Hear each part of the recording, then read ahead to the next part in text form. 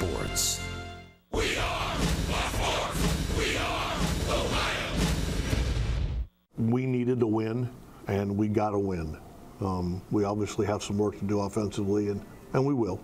But it's nice to win a game like that.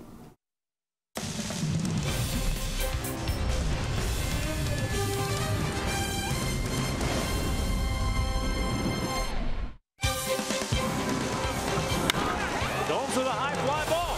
Deep left. Back is Jay at the wall. It is gone, and the Indians win it. Jan Gomes walks it off with a 2-run homer. Gomes somehow climbs the wall, and the Indians walk off. My goodness. A fantastic ending to yesterday's ball game. Jan Gomes and the Tribe right back to work here tonight as they welcome in the Detroit Tigers. Gomes now 3 career walk-off home runs. And old man Winter just refuses to loosen his grasp on northeastern Ohio. Snow flurries, can you believe it, here at the ballpark this afternoon? It's going to be downright frigid once again. Well, hi again, everyone. Matt Underwood alongside Rick Manning. Tribe back to work. You get the Tigers coming in, the Indians dominating within the division a year ago, and Corey Kluber usually dominates against Central foes. Well, you want Corey on the mound to start off a series. He has pitched very well in his first 2 starts, although he does not have a win. He's 0-1 with a 2.40 ERA. A couple of 2-run home runs have hurt him, but he went 8 innings. It was a complete game in his first start, 7 innings in his second start. He's been just fine. He needs a little help from his offense, and he can get a win. But you look at the rest of the starting pitching, they've been themselves, man. 1.91 ERA. They haven't walked many. They've struck out a lot. Get some offense in there, and I think you're going to see the W start to come. Corey's won each of his last 6 decisions against Central Division opponents. Francisco Liriano, left-hander, goes tonight for Detroit. Alan Jensen are up next with showstopper Ohtani, and we'll also check in with Andre Knott, who will check in with Jason Kipnis. We've got the first pitch and much, much more coming up straight ahead. Cleveland Indians baseball is brought to you by Who But W.B. Mason, the official office supplier of the Cleveland Indians, and by your Northern Ohio Honda dealers. Made in Ohio, Ohio proud.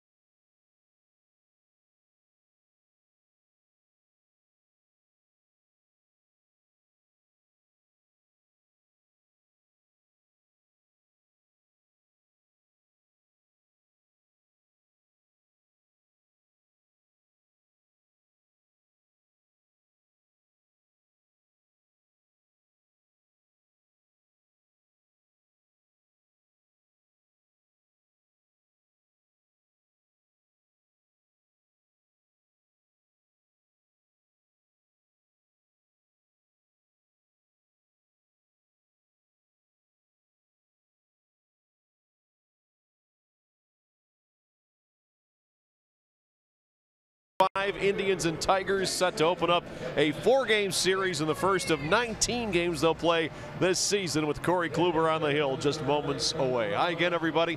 Along with Jensen Lewis, I'm Al Pulowski. It is time now for our showstopper, and that is Shohei Ohtani, who really does it all, doesn't he? Now, Shohei Ohtani is the story of baseball right now. Took a perfect game into the 7th inning yesterday, retired the first 19 batters he faced, 1 hit allowed, 12 punch-outs, 2 starts this year, Al. We said it before. He looked horrible in spring training, both on the mound and in the batter's box, but he has been Ruthian from the plate, and he has been unstoppable on the mound in 2 starts thus far. He certainly has the ultimate dual threat. He can pitch, he can hit, and he hits with power. I don't know if he can be hitting with power here tonight, but I don't think a lot of people he's been would. Unbelievable. All right, let's send it upstairs now. Matt Underwood, Rick Manning, Andre Knott. They have the call on tonight's game. Fellas, take it away and stay warm. How about that 99 with some hair on it and 88 splitty? Look out. I want to see him. I want to see him throw that here tonight, boys. Yeah. Well, I'll tell you what, we do have Corey Kluber on the hill, and you know you're going to get the best he has to offer. He'll go out and compete regardless of the conditions. And Francisco Lindor, left-hander, going to go for the Detroit Tigers. And before we get this one underway, Andre Knott, I'm told, he's thawed out. They've chipped away the ice from yesterday, and he's ready to get back in action. You dried out, pal? I'm an everyday player. You know that. I want to play. That's what Arch told me. You got to show up and play every day. So I'm here and ready to play. You know, we talk about the weather, and we talk about how this team has played. They aren't hitting the way that they want to hit. They're not producing runs the way they want to produce runs. But I'll say this. They understand, and that guy is going to have problems with me. No water tonight. But the one thing they realize is between playing the Royals and playing the Tigers, these are division games. And as Jason Kipnis told me, you have to win them no matter what the weather and no matter how you're playing at that time. And tonight's Hear Right sounds of the game. Didn't hit that well is a very nice professional way of putting that for our lineup right now. But the second part is all you needed to do. The pitching staff was outstanding. Bauer and Clev, and you can just get this sense, and not necessarily urgency, although there should be some, is that the lineup was just like we didn't want to waste yet another great pitching outing by, I think Kluber's had 2, Bauer's had 1, and Clev was turning 1, and we got to get these wins when they're throwing this well. And on a bright note, no one was complaining about the weather. No one was saying it was too cold. Rick, going back to last year, the Indians have now won 13 consecutive series against Central Division opponents. Man, that is taking care of business. Well, that's how you win your division. I mean, you take care of your division within it. They knew they had to do it a few years ago when they finally realized that as a team, and they took advantage of it. They know what they have to do. And I'll tell you what, you know, we've talked about the weather all we can possibly talk about it. It's just a matter of trying to find a way to win the game. The pitching has held them in.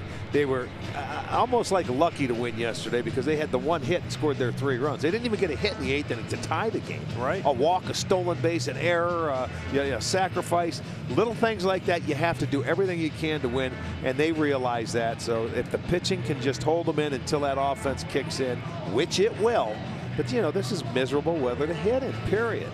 And that's the double-edged sword about facing a team like the Tigers. They're not the Tigers of old, but they still have Miguel Cabrera. They still have Nick Castellanos and Victor Martinez. And as we saw against the Royals over the weekend, 1 swing could be all it takes to win a game like this. Well, I think Tito said it when you talked to him in the pregame show. Hey, the key is getting that first run. If you can get the first run on the board when you're at home, then they have to get 2, and it's a lot harder to do that, you know, in this kind of weather and temperature. Hopefully Corey Kluber does not allow Detroit to get on the board early here tonight. Well, we will check out Corey Kluber. He will be our Northern Ohio Honda starting pitcher for tonight. And Corey making his 3rd start. In his first 2 starts, he was just fine.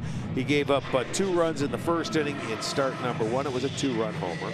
He gave up a 2-run homer in his 2nd start, you know, in LA, and he took a loss in game 1. Not in game 2. He had a no decision. But he's been just fine out there. He's throwing strikes. He's not walking anybody. 3 walks in 15 innings, 14 strikeouts, and he's been his typical self. And he was 3-1 against the Tigers last year. Well, the Tigers starting lineup under new manager Ron Gardenhire looks like this. Leonis Martin will lead it off. Jamer Candelario will bat second. Miguel Cabrera hits third. Then it's Nick Castellanos, Victor Martinez, Mikey Matuk will bat sixth. James McCann, the catcher, hitting seventh. Jose Iglesias off to a slow start at the plate, will bat eighth. Dixon Machado is at second base, and he will bat ninth. And the defense behind Kluber tonight, a little different here. Let's take a look at it. Brought to you by Ram. It'll be Raj Davis in left field, Bradley Zimmer in center, Brandon Geyer over in right. And at third base on the infield, it's going to be Jose Ramirez, Francisco Lindor at short. Eric Gonzalez gets his first start at second base. Edwin getting his first start at first, and Yan Gomes will be behind the plate. Tigers come in at 4-4 on the year. Jeff Nelson will call the balls and strikes. He's the crew chief. Laz Diaz, Andy Fletcher, Manny Gonzalez on the bases. Indians are 4-5. Ron Gardenhire, first year with the Detroit Tigers. You know, when he took over in Minnesota, in his first 9 years as the Twins skipper, they won the division 6 times. He's the first manager in Major League Baseball history to ever accomplish that, to win the division 6 times in his first 9 seasons at the helm. So he's got a winning pedigree, but Rick, this is a different situation he inherits in Detroit. No question. Different team. This Detroit team was much older, but they are rebuilding. We're underway. Corey Kluber's fastball up and away to Leonis Martin for ball 1.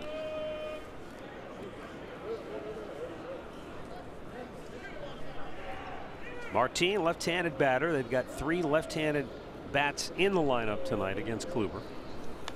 Martin, and then Candelario, a switch hitter behind him. Victor Martinez, of course, the switch hitter, batting 5th. And as many hitters, they know Corey Kluber's a guy, he's a strike thrower. They want to try and get to him early. That's why in his first 2 12 he's averaging just 12.5 pitches per inning. That's awesome.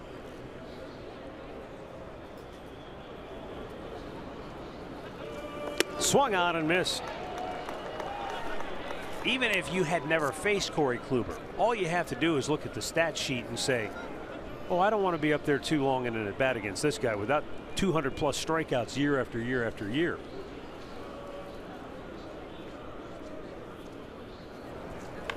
Martin jammed badly. Lindor throws him out, 1 away.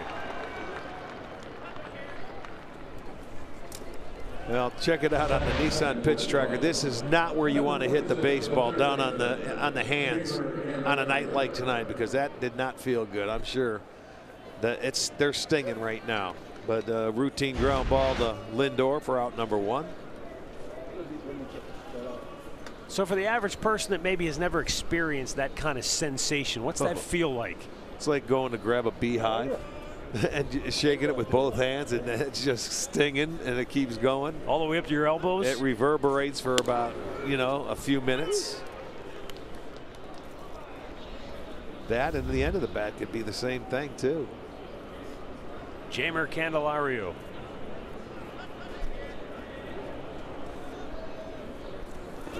Swung on and missed. It's quickly 0-2.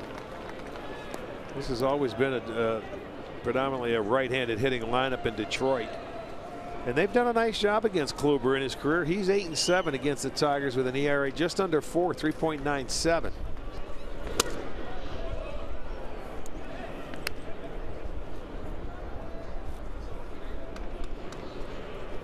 Candelario came from the Cubs at the trading deadline last year in exchange for Alex Avila.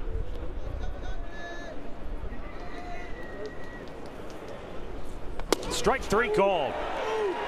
Painted the fastball in the inside corner. His first strikeout, 2 down. Probably had him looking for that breaking ball going down and in where he swung at it early. Now this is the fastball that has some comeback to it on the inside part of the plate, and you can see the movement. Goes up under the hands, and the left-handers give up on that pitch. It's an excellent pitch for Kluber, and just really a tough one for left-handed hitters. Now Miguel Cabrera.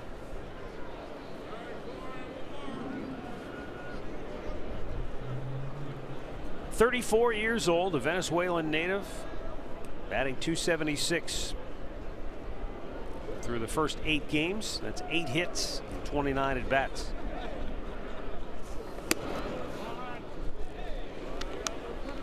Storylines are brought to you by Wayside Furniture. Miguel Cabrera has good numbers against Corey Kluber in his career. And offensively, the Indians looking to just manufacture some runs, and particularly early in the game. Another fastball in there for a strike. 1-1.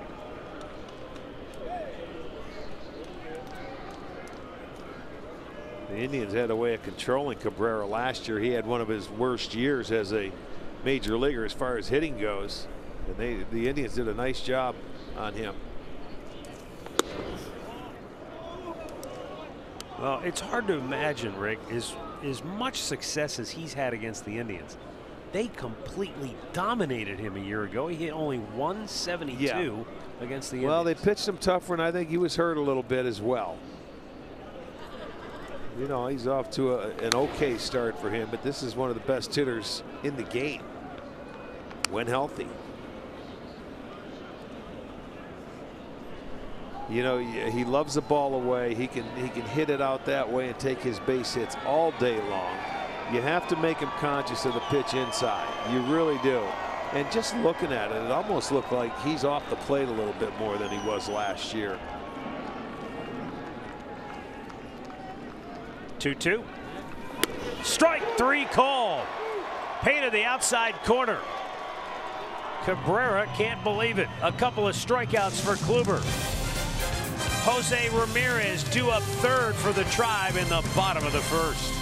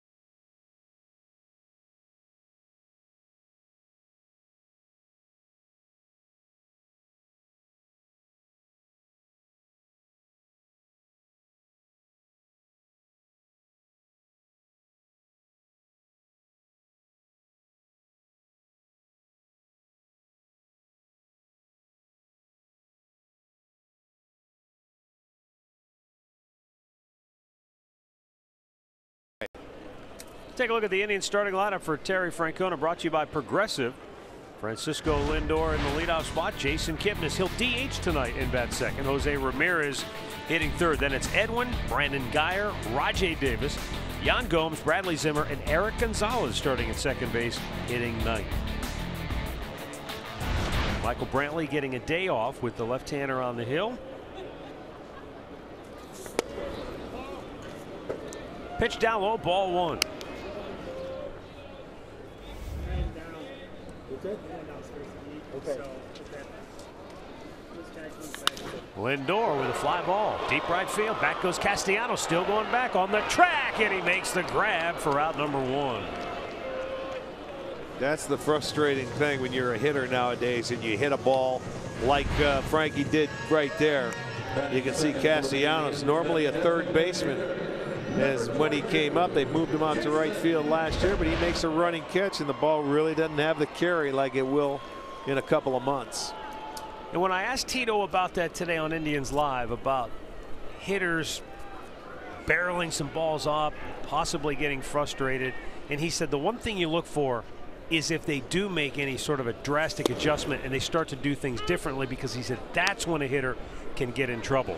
He said you have to accept, you have to accept that maybe you're not going to get rewarded here early in the year, but you don't want to make any changes that might screw you up long term. Right. That's the toughest thing to accept. I know Yonder Alonso has done it. Kip has done it. He's hit some balls to left center field right on the nose that you expect to get hits on.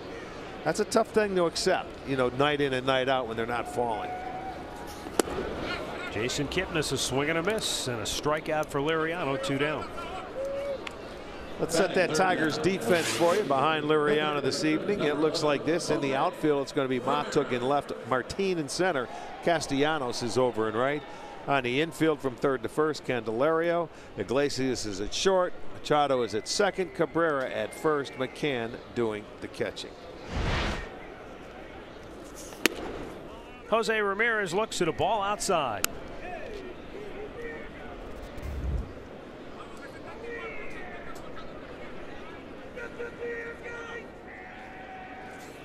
Bounced it in.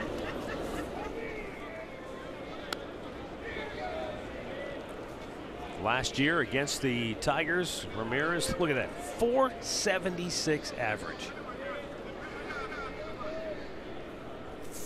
Yeah, he had a field day. He had the 5 extra base hits in one game in Detroit against the Tigers last year. But that's a thing of the past right now. He's looking to try and do that again this year. 3-0 from Liriano, catches the bottom of the zone with a fastball. And it's 3-1. The Tigers signed Liriano as a free agent late February, the 23rd of this year. So you have to think it's Ron Gardenhire, the manager, who had this guy in Minnesota for a while. You know, he ended the year in the bullpen with Houston. So I think Gardy says, hey, I know this guy. He can help us out probably. Saw Gardenhire talking to Chris Bosio, the new pitching coach. Yep. The 3-2. Ramirez, he tries Castellanos in deep right, but he'll get back and make the catch. And the Indians go 1-2-3. No score after 1.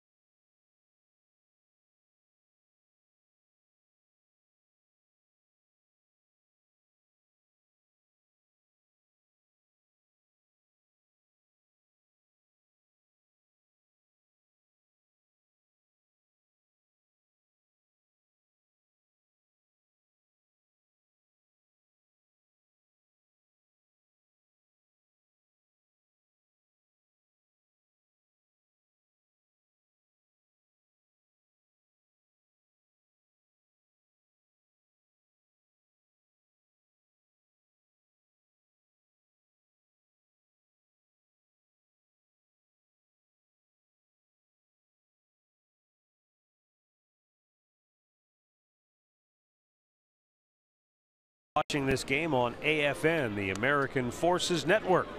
Welcome to those in countries around the world and aboard naval ships at sea. Thank you for your service. And hopefully wherever you are watching us from, it's warmer there than it is here. 33 degrees at game time with a wind chill of 25. And that wind, Rick, is really blowing straight in from center field here tonight. No, it hasn't let up yet. Nick Castellanos to lead off for Detroit here in the second. He takes a strike. Castellanos, along with Miguel Cabrera and Victor Martinez, really the lone holdovers, if you will, along with Jose Iglesias, from a team that's undergone a lot of changes. Swung on and missed. Well, Castellanos had a nice year against the Indians last year. He can swing the bat. He's a lot like what Cabrera does. He stays on the baseball. He drives it to right center field. Do you slow it down for him? He's able to pull it. The 0-2 and just missed with that fastball. Castellanos leads the Tigers with 11 hits. A couple of doubles, couple of triples already. It's a pretty good pitch. Yeah, sure looked like a strike. Now a 1-2. That one's off the plate. Yeah, Castellanos, he's a tough out. He gets it. He had over 100. He had 101 RBIs last year.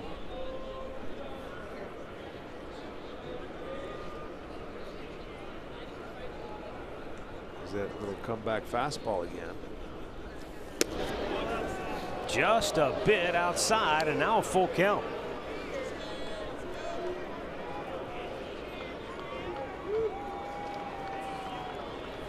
Victor Martinez waits on deck.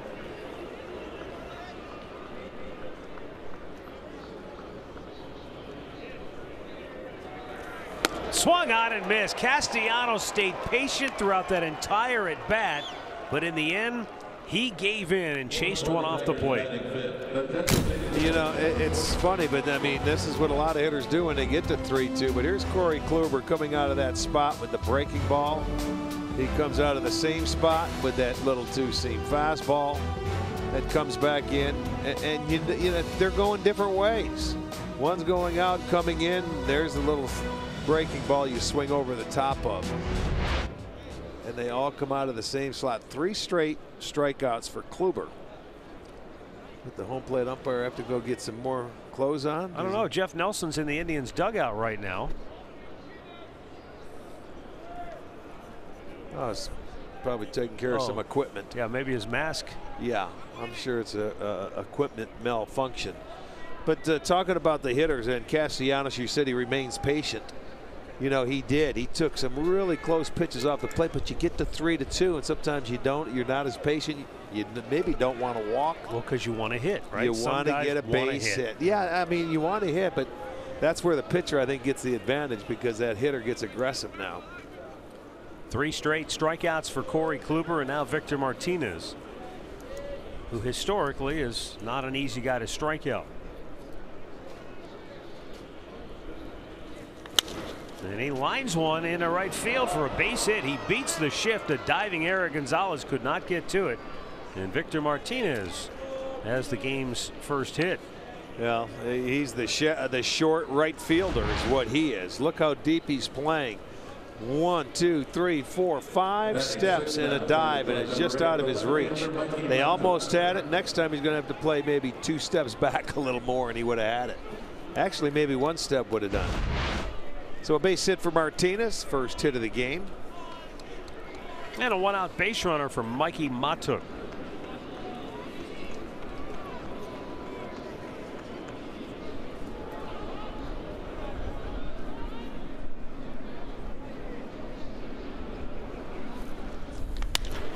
In the air, right field, long run for Geyer.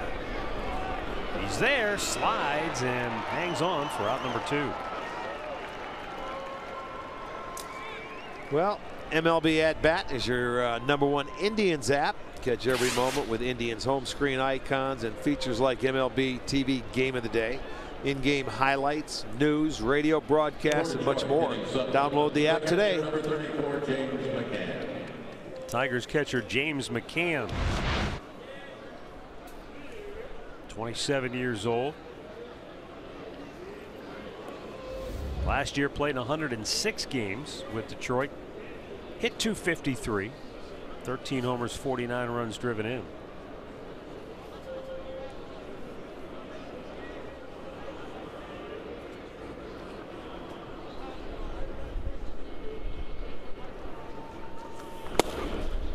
And Kluber goes right at him with a fastball for strike 1.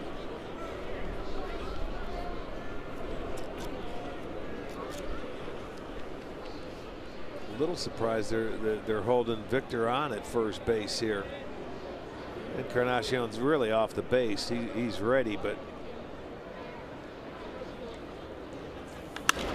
foul the other way. You think if it was a left-handed hitter, he probably wouldn't hold on? He would be back a little bit more, I think so. But with 2 outs, he could play behind him. Maybe cut off the angle for McCann.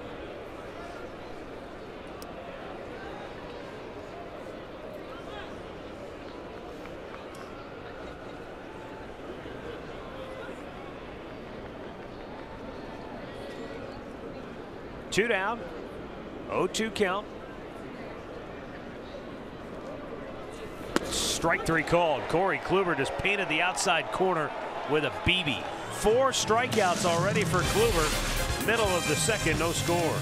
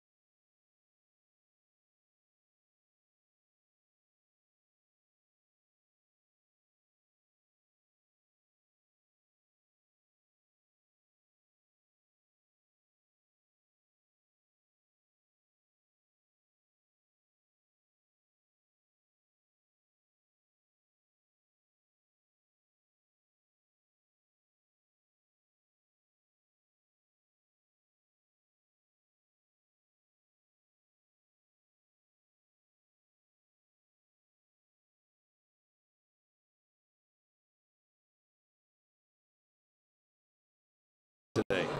Tell you what, that's really coordinated well. It matches his beard perfectly.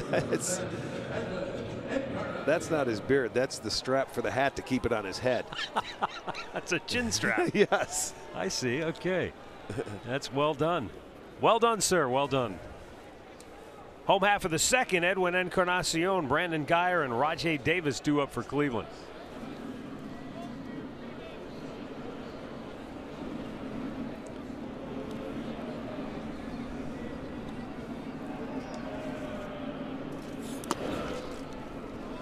Down low, ball 1.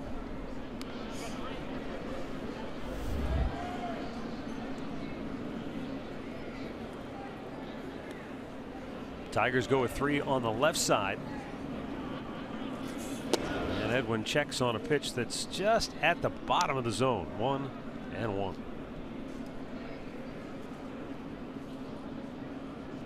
Two hits, 2 homers off this left-hander for Edwin.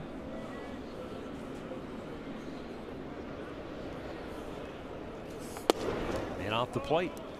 2 balls and a strike.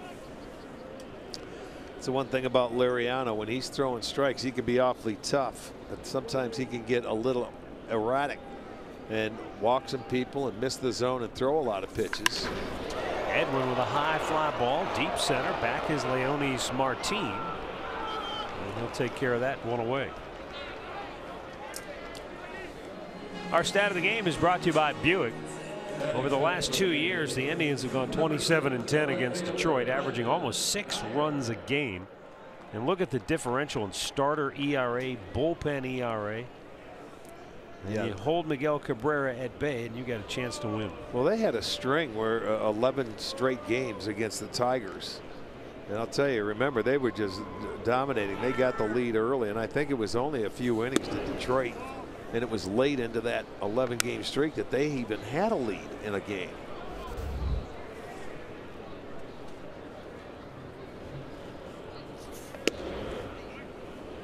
Geyer taking, that's a strike, 1-1. Brandon Geyer with a hit in consecutive games, 2 for his last 9.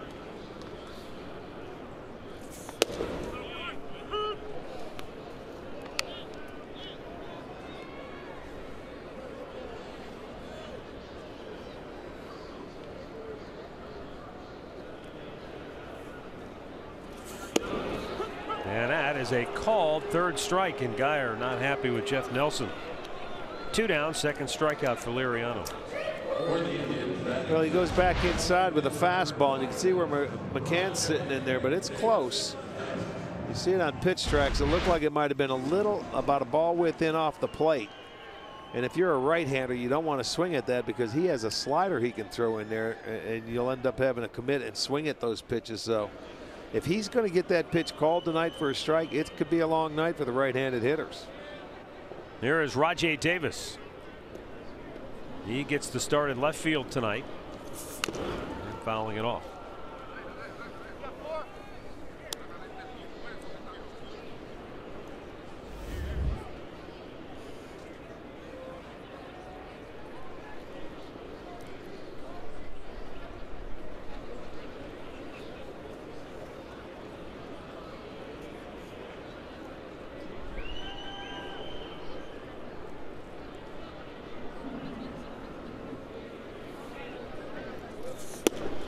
Boy, he's staying right there, and I don't blame him. If you're going to get it called, you stay right in there. That first time through, you can see these two have had quite a few matchups in their day. Raj, pretty good numbers against them.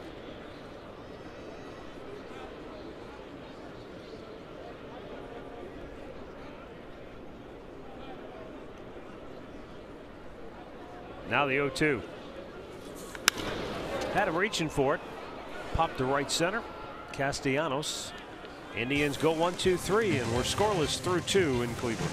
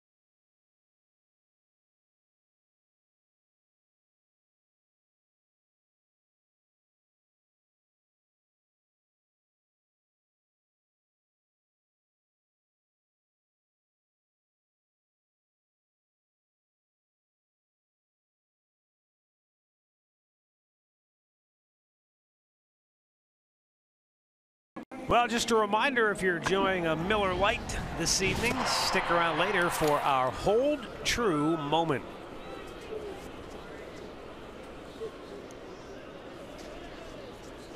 Corey Kluber.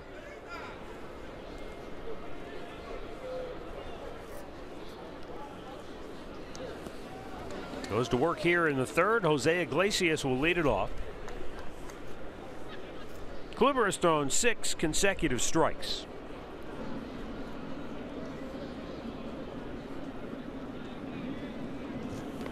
had 17 out of his first 24 pitches. Also in the strike zone, make it 18 out of 25. Jose Iglesias, 2 for 26 to start the year for Detroit. This guy's usually an aggressive hitter, likes to get after it early if he can.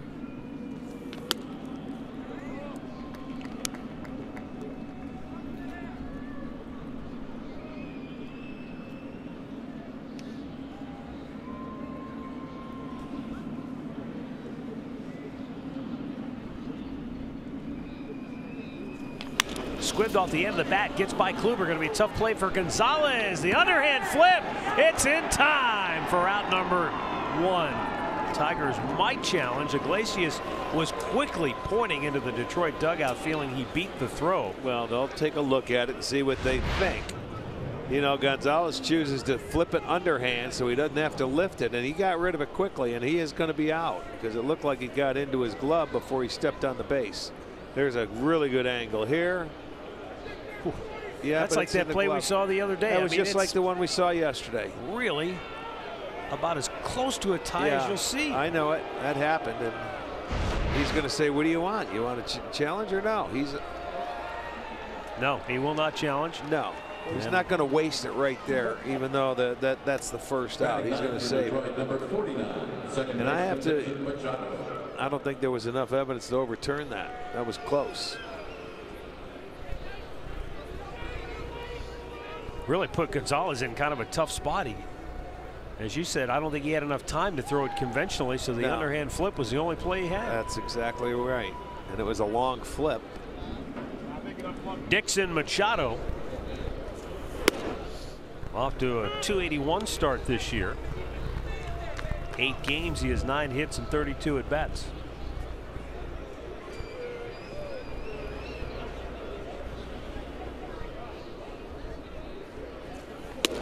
Seven out of 9 batters have seen a first pitch strike now from Kluber.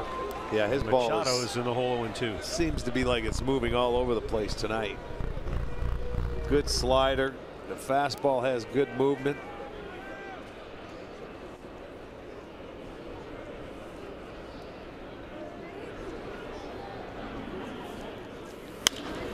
Out of play. Alan Jensen on Indians Live. We're talking about a piece that we did on Corey Kluber prior to his start out in Anaheim. We asked a bunch of guys in spring training, teammates, describe Corey Kluber in one word, and most of them in some form or fashion used consistency or something that, you know, was along those same lines. And it's not just the way he pitches, but it's every single thing about his routine, what he does daily to get ready for each and every start. Strike 3 call. 5 Ks for Kluber, 2 down in the inning. Well, you just got to check the movement. All right, you want to talk about one word? Let's say movement. Just watch.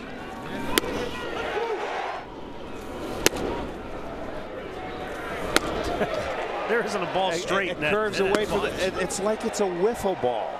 And now look, we've witnessed here in the last 3 days when Kansas City was here how difficult some of the pitchers are having to throw the baseball. You know, so they're throwing more fastballs, but he's getting movement, and it's I don't know how he does it. And if everybody can do that,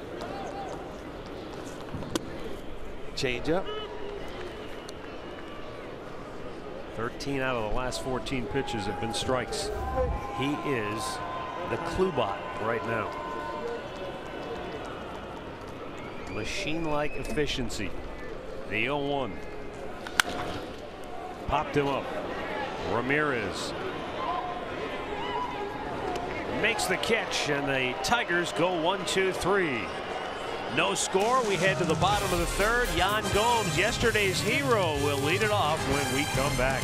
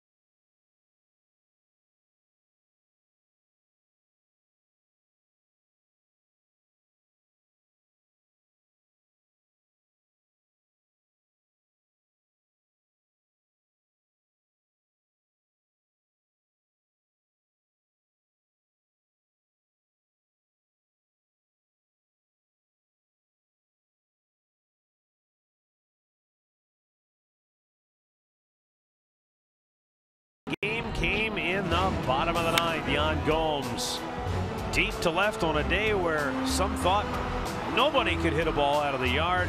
Gomes delivered his third walk-off home run of his career. And then Andre got dumped by Lindor. Look at. So Frankie, beware.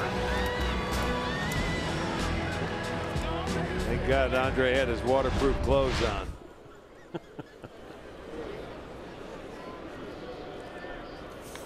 Jan Gomes sends one to right field. Castellanos over and makes the catch.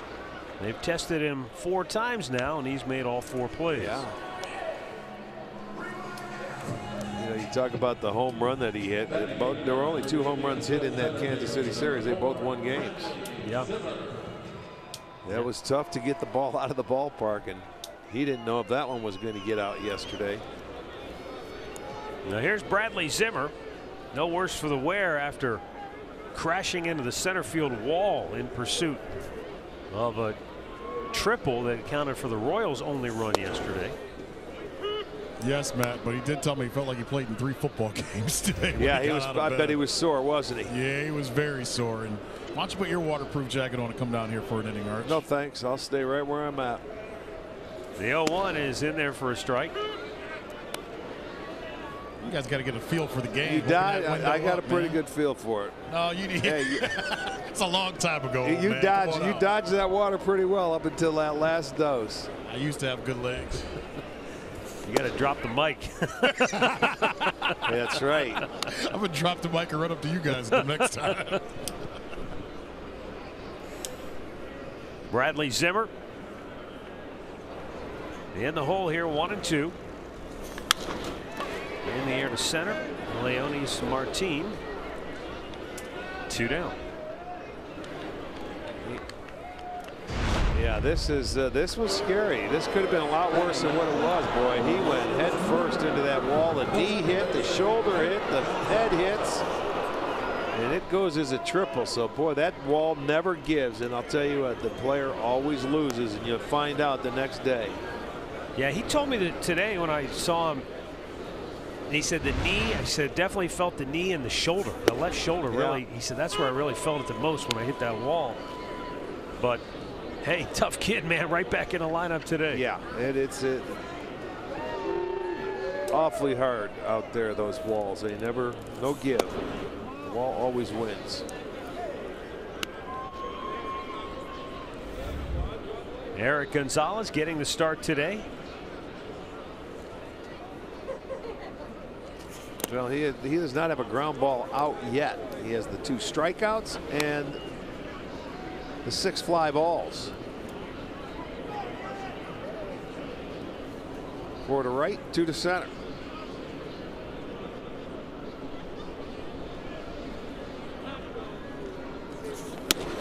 Upstairs, 3 balls and a strike.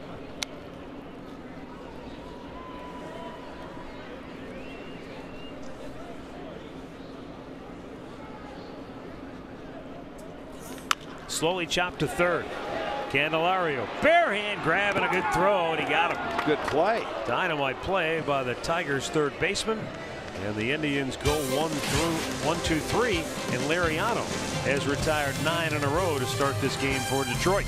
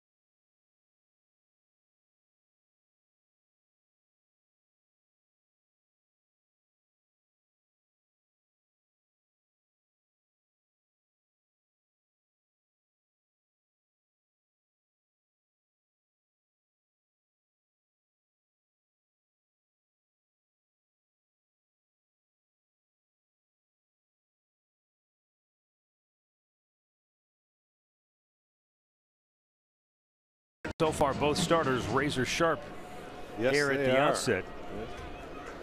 Kluber has thrown 14 of his last 15 pitches for strikes. Lariano, though, yet to allow an Indian to reach base. Only man to reach for Detroit, Victor Martinez, who singled in the second. Jeimer Candelario.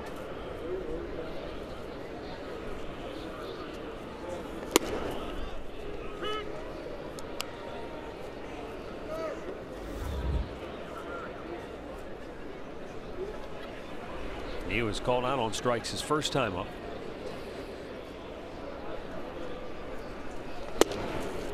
And Kluber quickly ahead, 0-2. Yeah, 4 of his 5 strikeouts have been called. The only one that was not, Castellanos, chasing that 3-2 slider that looked like it was a little bit off the plate. Oh man, what a pitch. 6 Ks for Kluber. And he doesn't mess around. He takes 2 and then swings at 1. You can see him going away. Change up in mixed in there, and then a good breaking ball. That is why hitters don't like when Kluber gets ahead, because he has weapons to put you away and make it easy strikeout. Miguel Cabrera called out on strikes his first time up, and Kluber goes right at him with a fastball for strike 1. 9 straight first pitch strikes for Kluber.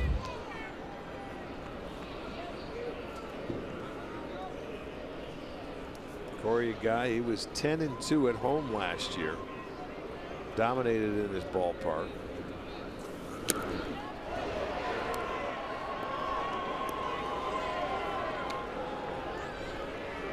Miguel Cabrera, he's in the hole, 0-2. This is another thing that I noticed watching Cabrera play. He's got that mouth guard on his helmet he never used to wear. At least he didn't last year. You're going mouth guard now? Whatever it's called. I know they have to be ordered from the company that has to put them on the helmet. You sound like a pitcher now. Maybe one that's on the mound. Is that what he calls them? He didn't call it a mouth guard, but he has the same disdain that you had for it. There's the 1-2. Low and away. As I've told you guys, certain pitchers feel like some of these guys are just doing it as another accessory to. Right. Yeah, you mentioned that the other day, and I really tend to agree.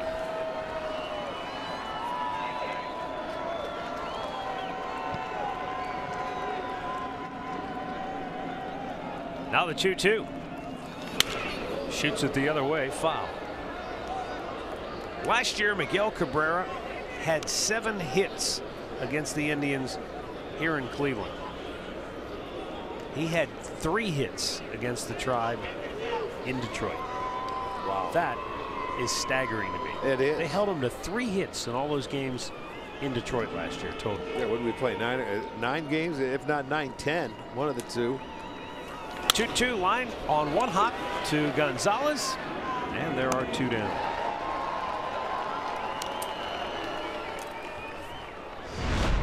Taking a look at that play that Gonzalez made on Iglesias in the 3rd inning. Ball had some spin to it, but he gets rid of it quickly, and the long flip. Got rid of it in just over a half a second, covered 85 feet to get to that ball. That's a long way to go if he was back coming in. That ball wasn't hit that hard. It looked like it had spin on it. That's got to be nice for a guy when you get a chance to start a game for the first time. You already have an impact play like that.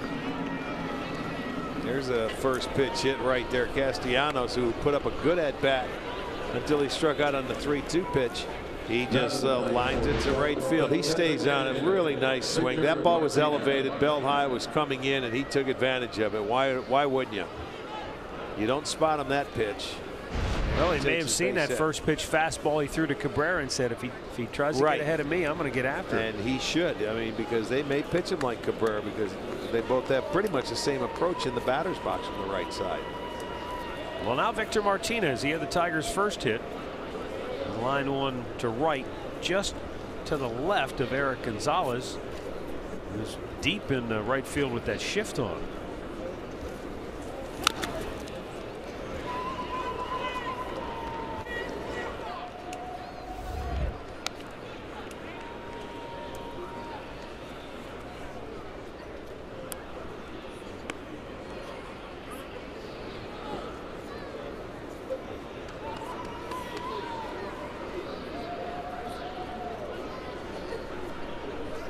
Last year picked up his 2,000th career hit in a game right here at Progressive Field against the Indians.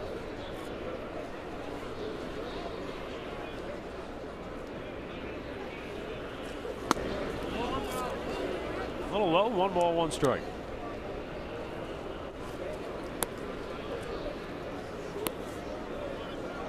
So far, Kluber has maintained that efficiency that you talked about at the top of the telecast, averaging what, just a shade over 12 pitches an inning so he was far? 12.5 pitches per inning in his first 2 starts.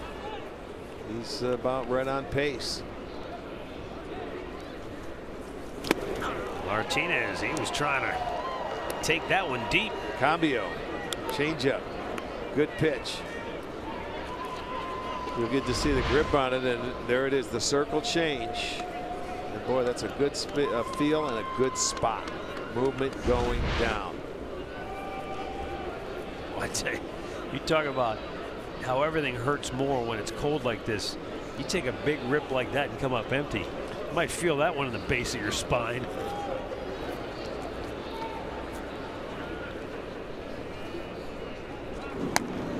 Well, when you get in that batter's box and you're geared up, you're ready to go. You're not thinking, you know, you should be warming up. You're not cold. Look at him. Intense look. He's thinking of what he's going to throw him in this situation. He's down in the count 1-2.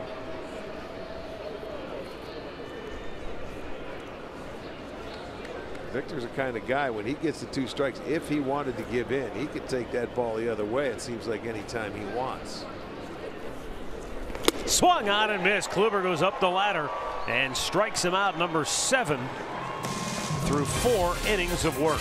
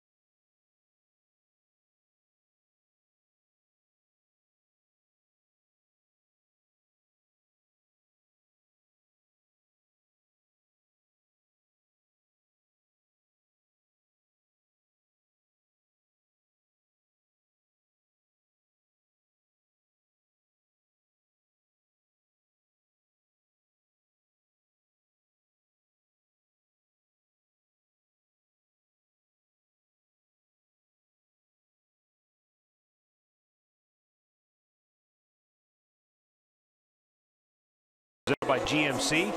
Alan Jensen will recap the week and get you up to date on the Indians minor league system. All coming up tomorrow following Indians Live post game.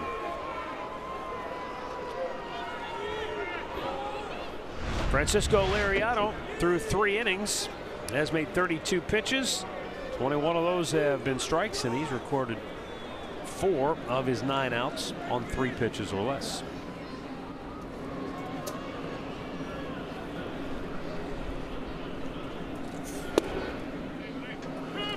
He goes at Lindor with the first pitch strike. Frankie really got into one his first time up. He sent Castellanos to the warning track in deep right field. Yeah, a couple of balls have been hit pretty well in the air off Laureano, but he's pitching to the elements. It's not really carrying. Up and away.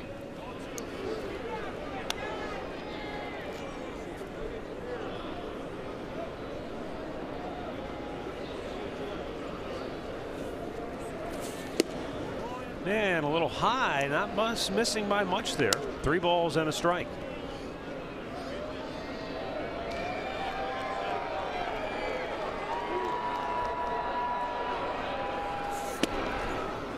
Good location. Fastball was just a little bit away, or maybe looking middle in, couldn't quite get to it.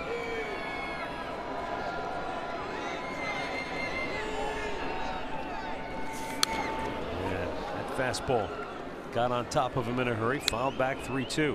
You know, players are doing everything they can to try and stay warm, so you're layered up, and you got a guy up there at the plate. You know, you might have 2 or 3 layers of clothes. It might feel like it takes a little extra effort to get that bat going.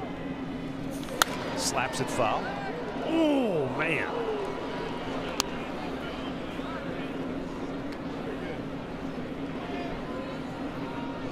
Yeah, well, the fans might be frozen in the seats too. They can't get out of the way of some of these pitches. Point, man. You know? You're not kidding. They see it coming. They can't get up quickly enough.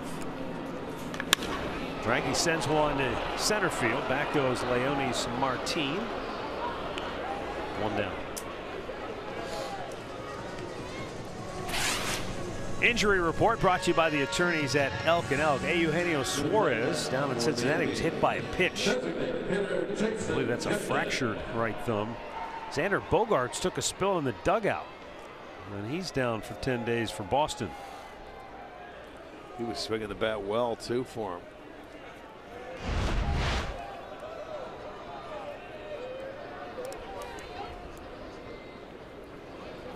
By the way, we mentioned Boston rallied and beat Tampa yesterday to win their 8th straight. But hats off to Kevin Cash and company after suffering a really tough loss for their 8th consecutive defeat. They had a bounce back play a day game today in Chicago, and they beat the White Sox to end their losing streak. Yes, they did. What was it? 5-4. Yeah. They had 14 hits in that game too. And they were one of the last teams. The Rays, the Royals, and the Indians went into yesterday without 10 hits yet on the year. Tampa got 10 yesterday. They had 14 today. Well, and the Royals finished yesterday with 9 hits, but then after the game, a scoring change awarded them their 10th hit. Yep. So that leaves only the Indians. Number 11, Jose. 1 out walk for Kipnis brings up Jose Ramirez. They're going to have to get rolling too if they want to get 10 hits today. We're in the 4th inning. They're still looking for their first. They just got their first base runner. A walk.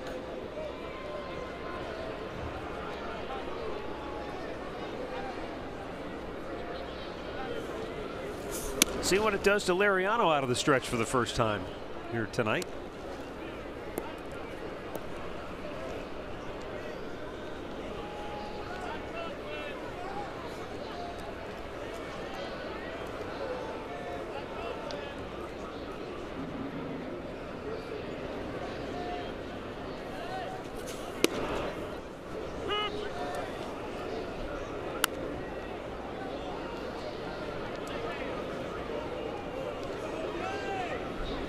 That's another holdover from Guardy's Minnesota Dave, Steve Little. Yes. Bench of coach. Course. You get that manager's job, you got to bring some of your helpers that you know and you trust.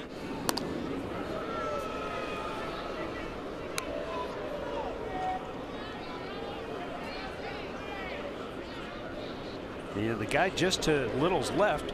Remember him? That's Ramon Ramon Santiago used to play for Detroit. Okay. The 1-1 pitch. Ramirez slicing it out of play to the right.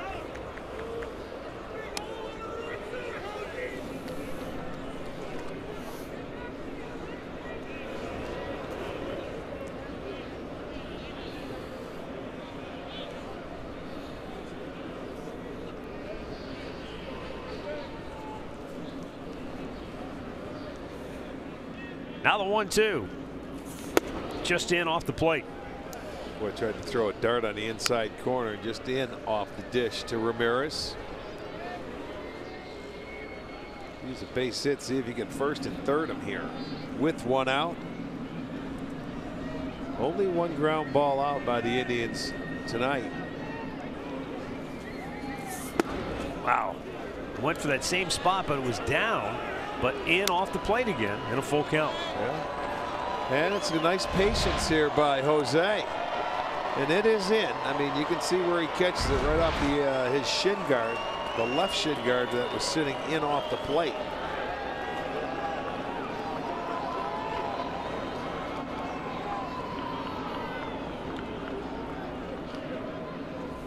Kipnis is off. 3-2's down and in, ball 4. He went 3 consecutive times for that same location and missed all 3. And back-to-back walks, as you mentioned before. Archie, historically, he can get a little wild at times. Yes, but you know what? They've been calling that pitch on the inside corner that first time through. There was a couple of close ones right there. They went Ramirez's way. So that, to me, is a really nice at-bat when he had you down 1-2. He was trying to get you to bite. He did not bite. So now they have 2 base runners, and they finally get a guy in scoring position. Edwin Encarnacion fly to center in the 2nd inning. And a ground ball up the middle. And it's fielded by Machado. Steps on the bag, goes to first for an inning-ending double play. 4 complete. No score here in Cleveland. This one went right between Liriano's legs.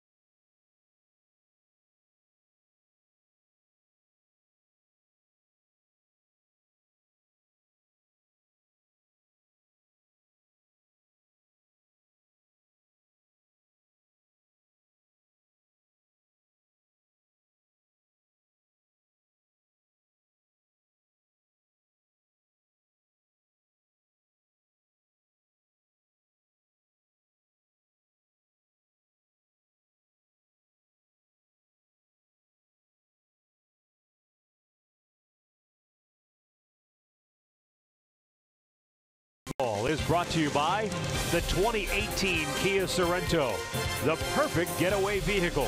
Visit KiaDealers.com to learn more. And by Levin Furniture. For the best deals on furniture and mattresses, shop Levin's. Great weekend coming up at the Rock and Roll Hall of Fame and Museum. The induction ceremonies for Bon Jovi, the Cars, Dire Straits, the Moody Blues, Nina Simone and Sister Rosetta Tharpe all being inducted this weekend. Going to be a great time here in downtown Cleveland. Money for nothing, little Dire Straits. Yes. That should be a fun weekend, and hopefully it's going to warm up by the weekend. It looks good. Mikey Matuk fly to right, his only time up in the 2nd inning.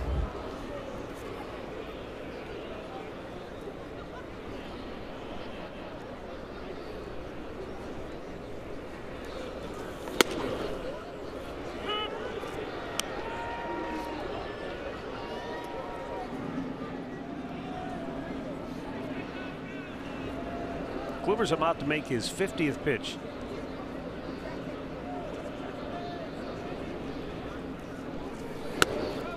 And out of those 50, 38 have been strikes.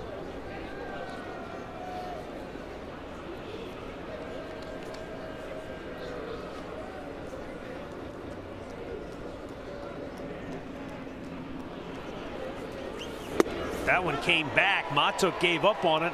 Understandably so. If you look at that pitch where it came out of his hand and as it was heading towards home plate, the hitter probably thinks, well, there's no way this is going to be a strike. But it has that movement with the two-seam action, and it comes back over the plate. I'll tell you, the right-handers give up on it. Left-handers do because of that slider, and that cutter can be so treacherous. That's 8 strikeouts now. 5 have been called. Now James McCann.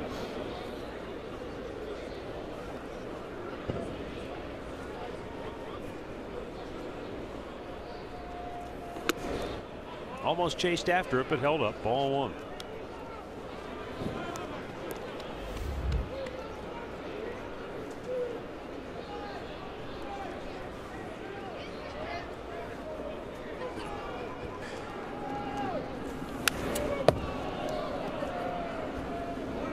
One ball, one strike.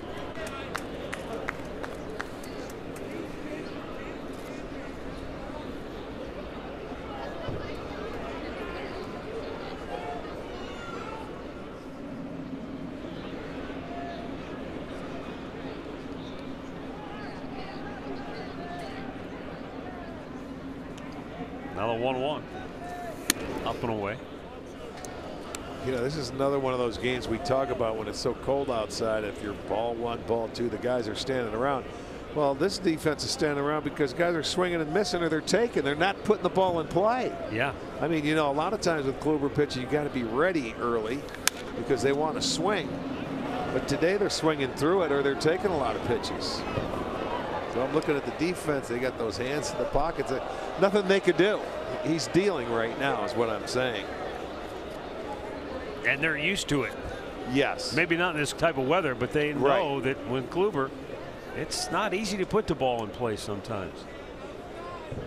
He's got to be a treat to play center field behind, because you can see all the movement that we're showing you, that we see on the television. You get that view from center field when you're between the lines.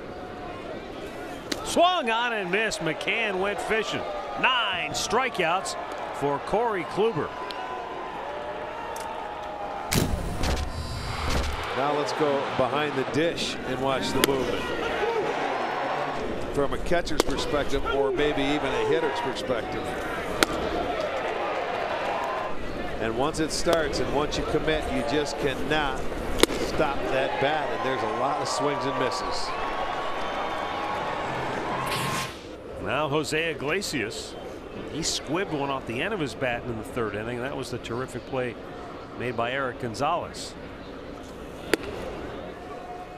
Kluber goes right at him with a strike.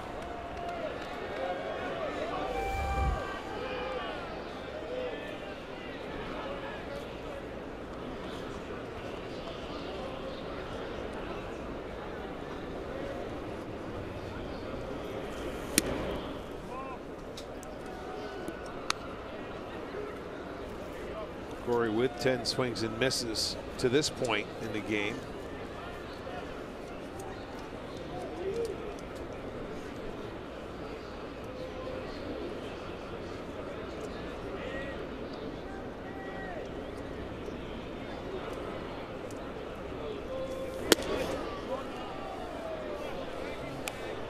Just missing with that pitch. It's 2-1.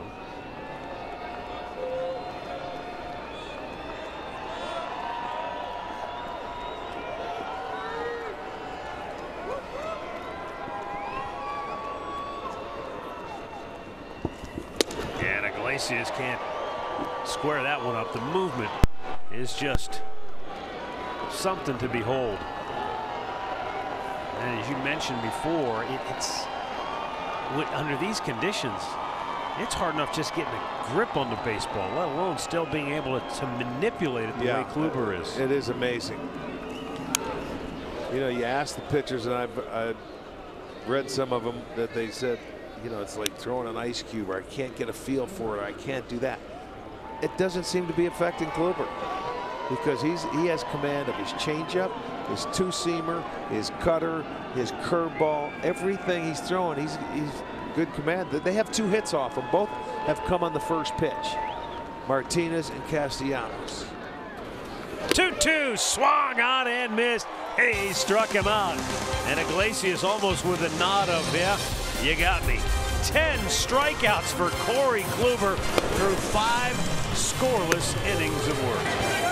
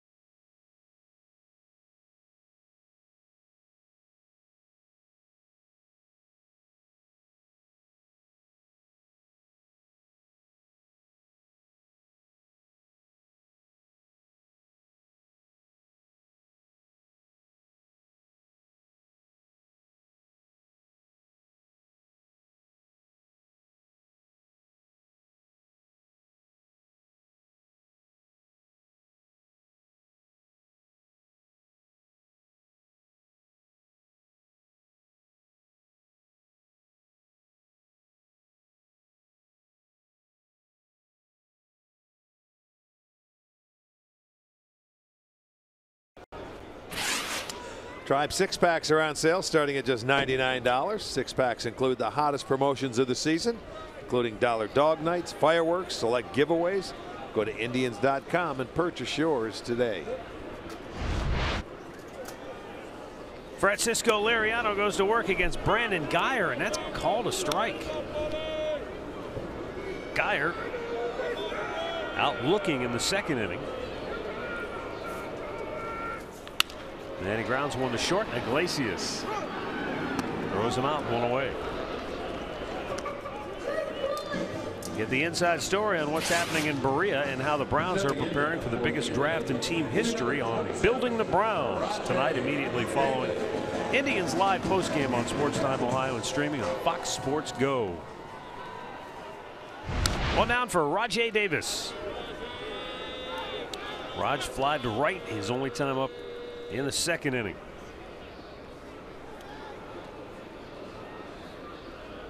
If you just tuned in, 33 degrees at game time, wind chill of 25. And a game dominated by pitching. Corey Kluber's allowed 2 singles. He has struck out 10 in 5 scoreless innings. Francisco Liriano has only struck out 2 but has not yielded a hit. He did walk 2 in the 4th, but got a double play ball to get out of it.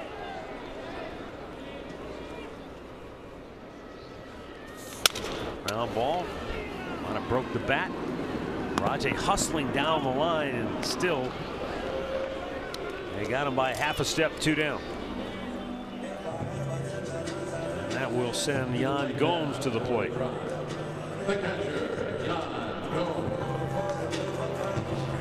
Now, you mentioned Liriano was a kind of a late sign for Detroit. They were already reported in camp February 23rd when he came to terms.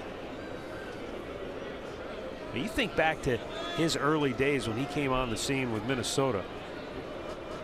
And they already had Johan Santana back then, and he thought, holy mackerel, another left-hander and a flamethrower to boot. Yeah, with a good slider, you're right. When he first came up, man, oh man.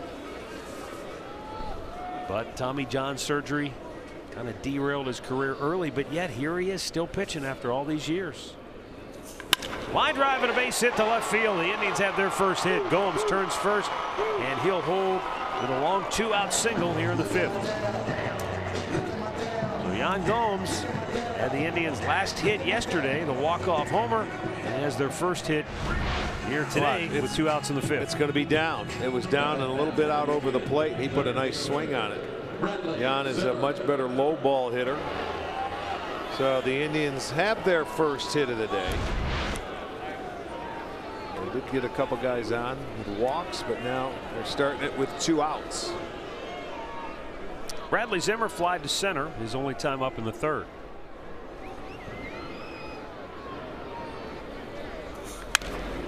Fouled off the end of that cup bat. I bet he did. I bet he split it up there. You see, he's looking at it. Chipped it. Yep, it went right off the end. It takes you know what it does? It takes about a ½ an ounce out of the barrel of the bat when you cup it. And that's exactly what happens when you hit it on top of it. You can see the chips flying. Let the chips fly where they may. Yes, they did.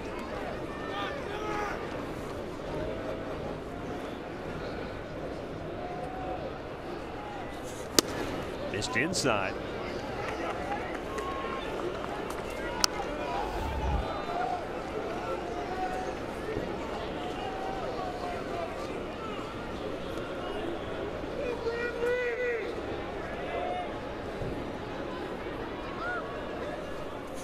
Zimmer hammers one deep center field. Martin gonna watch it leave.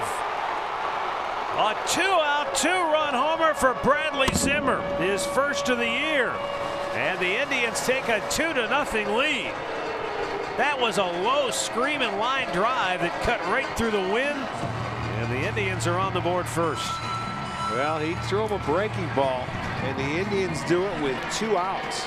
Single by Gomes, and let's look at the location and the pitch. It's a slider, middle of the plate, and Zimmer just smokes that ball into right center field. And boy, you have to hit one hard to get it out of here. He did. His very first of the year will give the Indians a 2-0 lead. Eric Gonzalez looks at a pitch up and away for ball 1. That was a pretty swing. And I think Liriano upset he left the breaking ball there, and Zimmer took advantage of it. Only 2 left-handed bats in the lineup tonight for the Indians. And Bradley Zimmer striking for the Tribe here in the 5th.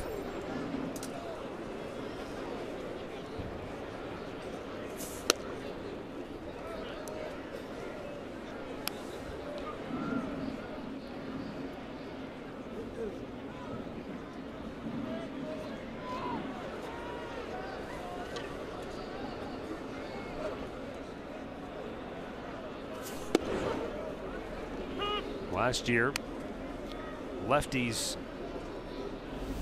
only hit .247 against them compared to .289 for right-handers.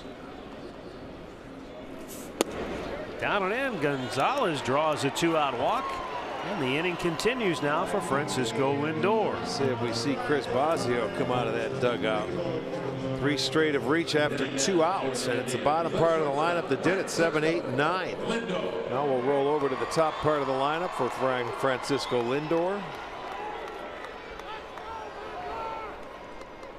He was able to make his pitch with 2 outs last inning. He got Edwin to hit into the double play to get out of the inning after 2 walks. They tell us the tail of the tape on Zimmer's homer, 417 feet. And that ball didn't carry, so you just imagine on a good night where it would be. That thing was smoked. Might have hit the back wall in the visitors bullpen, which is beyond the Tribe's pen in center field. A little warmer temperatures, which according to the forecasters we may see as early as Friday. The 0-1. Keeping our fingers crossed, but they tell us the mercury might hit 70 degrees on Friday. That would be like heaven. No, wouldn't it? Andre, how's that sound? 70 degrees? He can't talk. His I jaw's can't frozen. talk. You talking about it sounds like heaven, like you would know. There's a pitch inside Boy, corner called strike. Bobby Bitter. You keep the window closed when it's 75 on Friday. How I about may that? do that. Turn on the air. How's that sound? You're growing old on us quick. Give that man some ice cubes down there. He's hot. Called a strike, and Lindor can't believe it. And that'll end the inning. But Bradley Zimmer, he gets a hanger and destroys it. And the Indians lead it 2-0 through 5.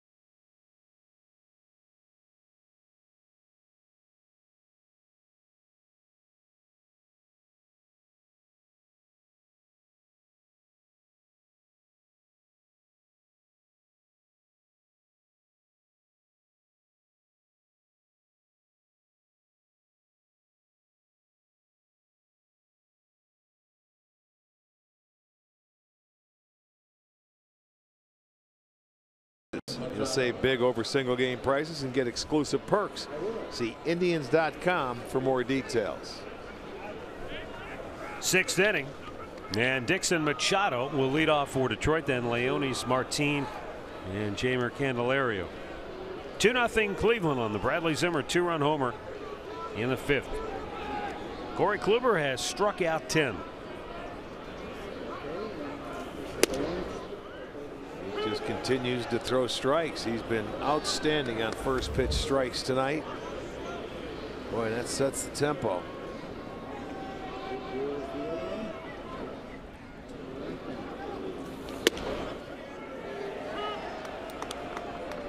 And now he's ahead of Machado, 0-2.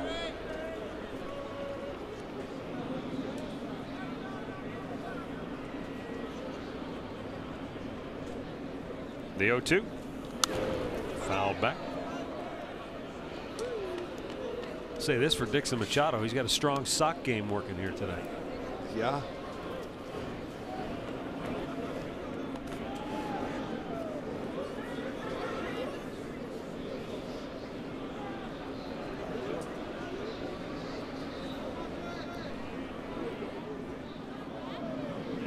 Kluber, the 0-2.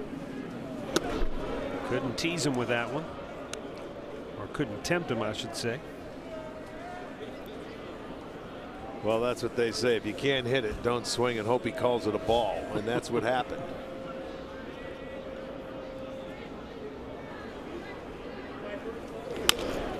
Tap to third. Ramirez on the run. Has to get rid of it in a hurry, and he is on the money with the throw.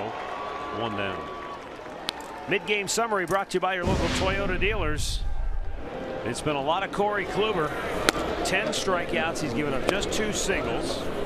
He has pounded the strike zone. He has 12 swings and misses. And Bradley Zimmer did not miss that one. While Francisco Liriano the only runs of this game.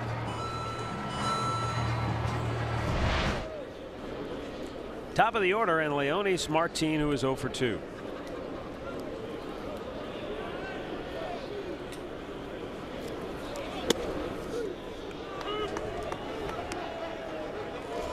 Corey Kluber last year struck out 10 or more in a franchise record 5 consecutive starts. And he did it twice. That was a roll, boy. Up high. Well, and he's been consistent. He struck out 5 first time through the lineup, struck out 5 second time through the lineup.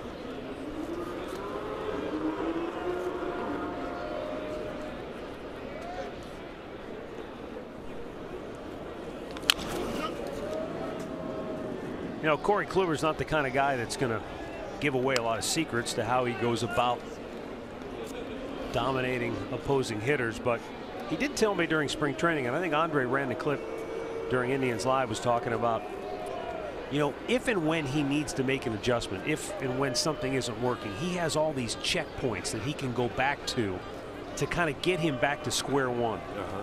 And that's all, you know, we always talk about how do guys make adjustments. Well, the adjustments come from, all right, something's not right. How do I get back to where I was?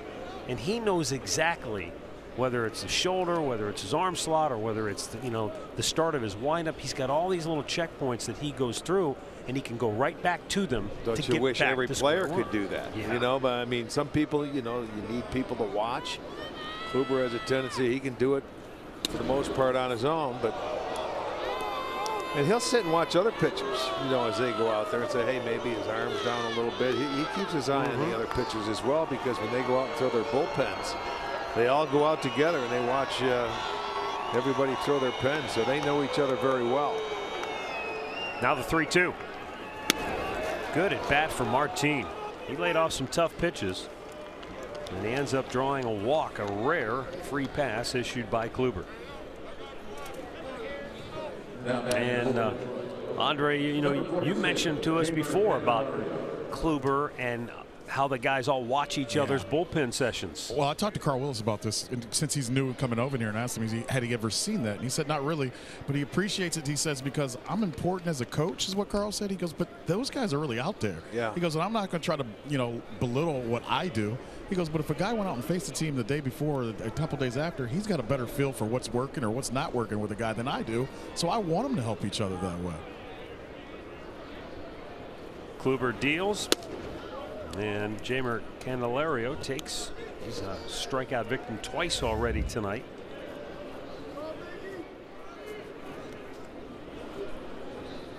Well, in 2, you know, to Andre's point, these guys have now been around each other, so they really know each other and how their stuff plays. Yeah, they do. You know, with Carrasco usually following Kluber.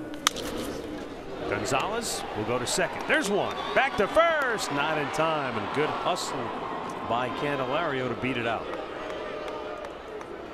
Yeah, that high hop, you had to get out of the box and down the line in a hurry if you wanted to beat it out. You had to sit back and wait. Then comes the throw to Lindor. Tough one to turn and get to if you've got average speed or a little bit better. But they get the second out, and you've got the big hitter now, Cabrera, coming to the plate with 2 outs.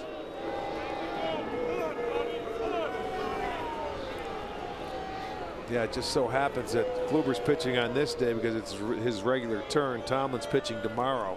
You know, so normally it's Carrasco that follows him, and then you get Bauer. And you're right, these guys have been together. They know each other very well, and it's a fun staff to be around and watch on a nightly basis. Third time around between these two, and the pitch is in the dirt, nicely blocked by Gomes. And quickly on Tomlin not pitching tonight and pitching tomorrow, it's kind of twofold. They want to keep Kluber on the every 5 days, but also Tomlin felt something in his lower back in his first start out in Anaheim early in that game, and they want to try to get it out of the way now. So they figured if they gave him an extra day, it would help everybody else out after they talked to Kluber as well as Carrasco, and all those guys were all for it. Playing into what we're talking about, how these guys kind of take care of each other throughout the year. Well, they know it's a long year. And, you know, if you need an extra day, and they find ways to do that throughout the course of the year. And something little like that, too, just the communication lines being open and everybody, you know, There's no secrets. There's no surprises when you walk in. Oh, wait, I'm not pitching tomorrow, or somebody else is pitching, you know. Well, Tito's been like that since day one, since he's come over. He wants those guys to take charge because they're the players. Take ownership, right? Take ownership. You guys do your own thing. I'm just here to orchestrate the music. You guys are the players. Smashed to short. Lindor snares it, taking a hit away from Cabrera. A rare smile from Corey Kluber. 6 shutout innings of work. 2-0 Cleveland.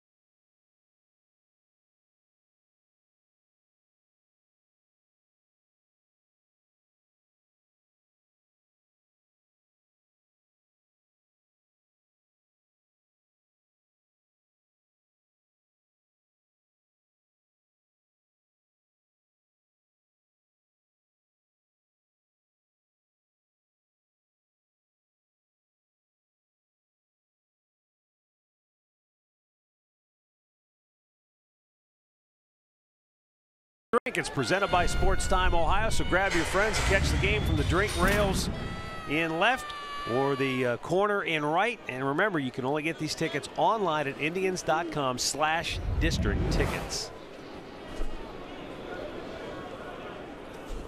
And Jason Kipnis leading off for the Indians. Home half of the 6th takes low ball 1.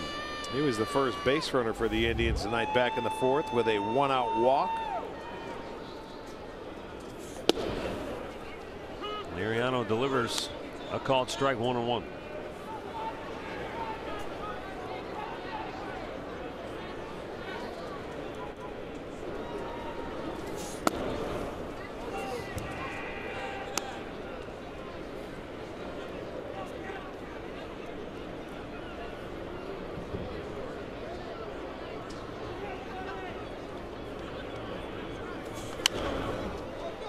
Fouled back. 2-2.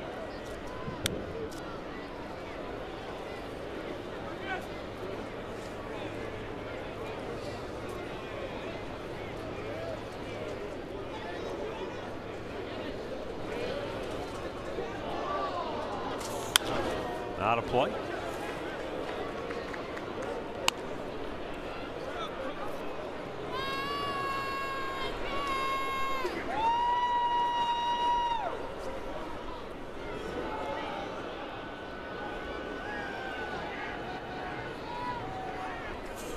And a slow breaking ball fouled right back.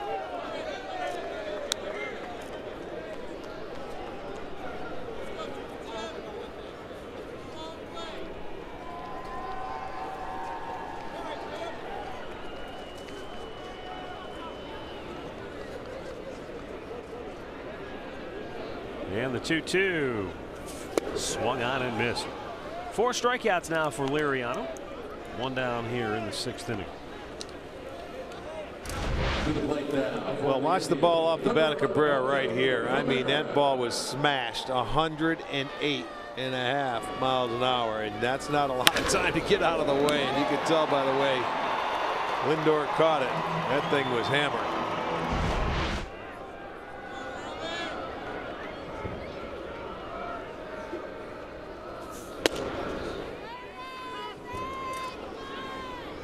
Ramirez with a very good at bat his last time up, down in the count 1-2, and took a couple of pitches in off the plate that were very close before he drew the second straight walk.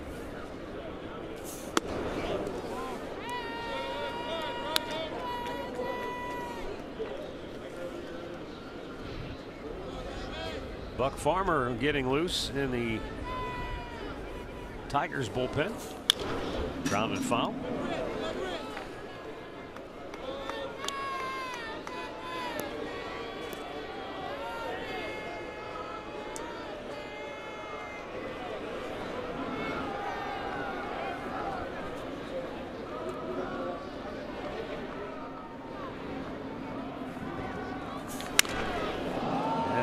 Another bat. It splintered right off the end. That one was a little more intense than the one by Zimmer. Look at this one. You can really see. Gonna have a little chunk missing on the barrel there. That's a souvenir for somebody. Or maybe some firewood.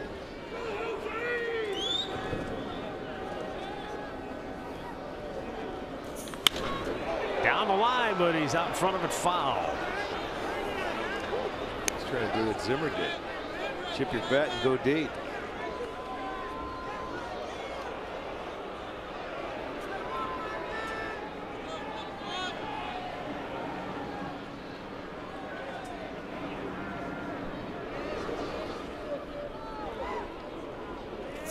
Up and away with a fastball, trying to paint. Or maybe trying to get Ramirez to chase. Yeah, the last time it was everything in with 2 strikes. This time he's trying to go with that fastball up and away.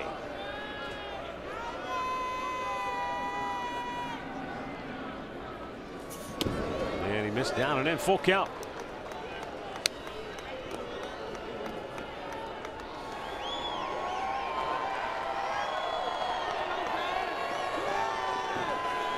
Edwin Encarnacion waiting on deck 0 for 2 so far tonight. And the payoff pitch. Ramirez pops it right side, slicing out of play. 2 years ago, Francisco Liriano was with the Blue Jays.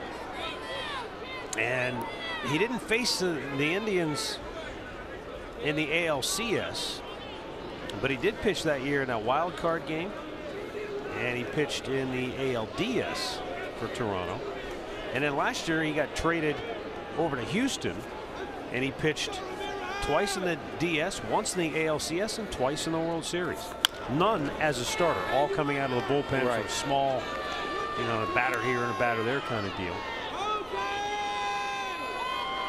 But as I mentioned before, for a guy who, you know, came up in 05, he's stayed around the game a long time as a left-hander who can obviously start and eat up innings. But maybe late in the year, somebody else is looking at him like, hey, we could use that guy out of the bullpen. Exactly what Houston was looking for. They needed a lefty to come out of the bullpen, and this is the guy they got, a veteran.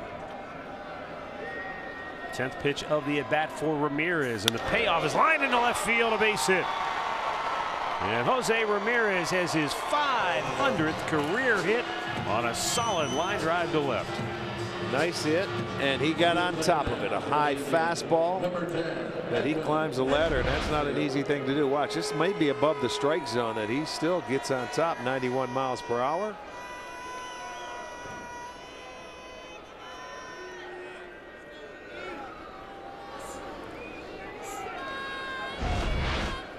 And for Jose, his 500th career hit. Edwin Encarnacion is 0 for 2. And a pitch low, ball 1. Edwin fly to center in the second. Grounded into a double play that ended the 4th.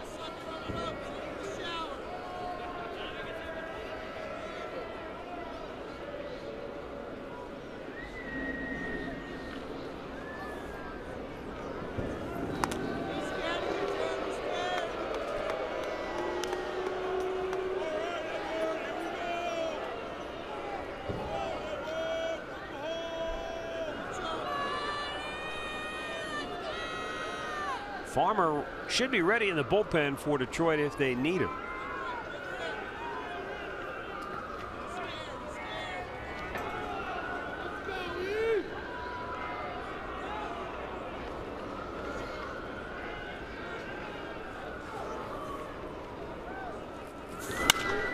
That's fouled on the right side. Well, Edwin looked like he was going to try and stay on the pitch this at bat. He went after that first pitch and grounded into a double play. So he says, I'm just going to wait a little bit longer if he's going to throw me an off-speed pitch. And he was a little tardy on that fastball, but I think trying to shoot it the other way.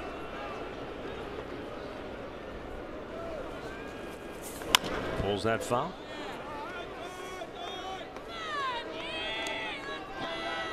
It's not a dubious distinction, but he is the only player, Francisco Liriano, to win Comeback Player of the Year award twice. Twice? Yeah. That's well, yeah. If you've been hurt a couple of times and you can come back and get back into rare form, that is. It means he doesn't quit. That's for sure. No.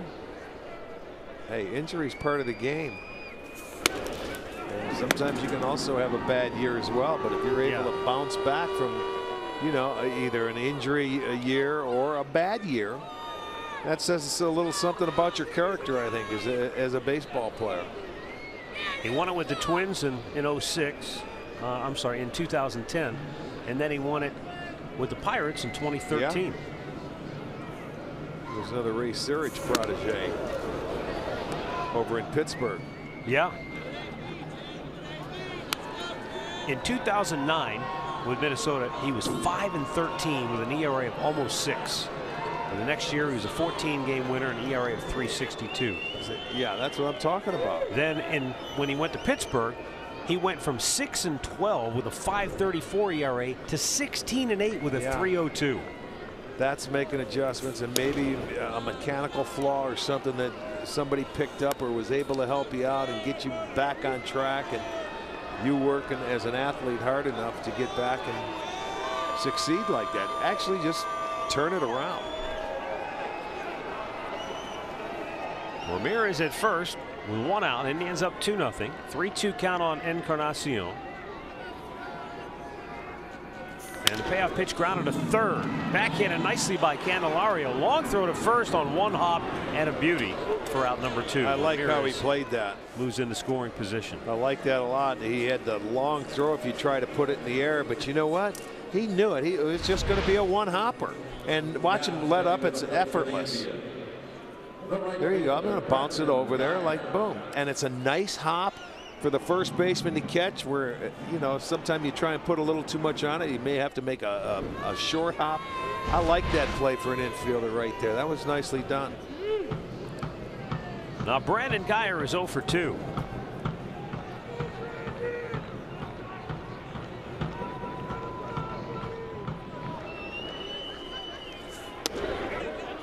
Checked. He did not go on the appeal.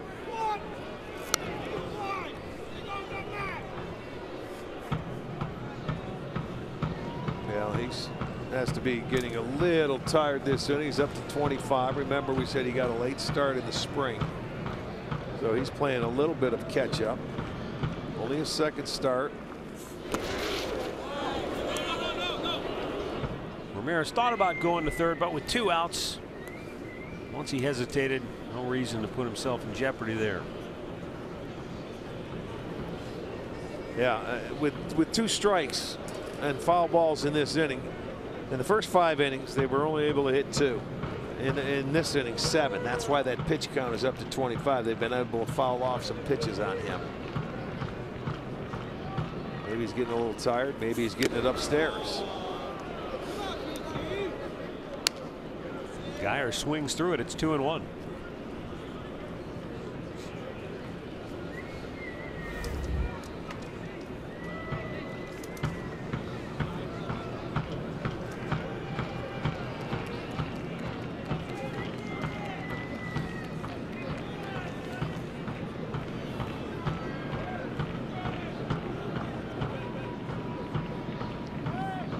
Time called by the catcher McCann.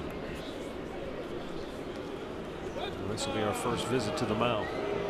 I was thinking back when we watched that play by Candelario.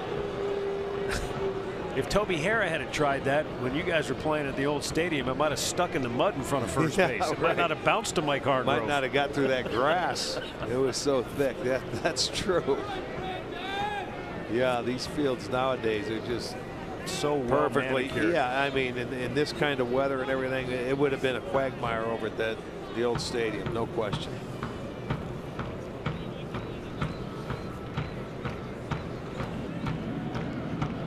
Ramirez in scoring position. You can see him in the center of your screen. 2-1 count for Geyer. And he smacks it right at Iglesias. Room service hop, throws him out. And the inning is over. 6 in the books. Cleveland 2, Detroit nothing.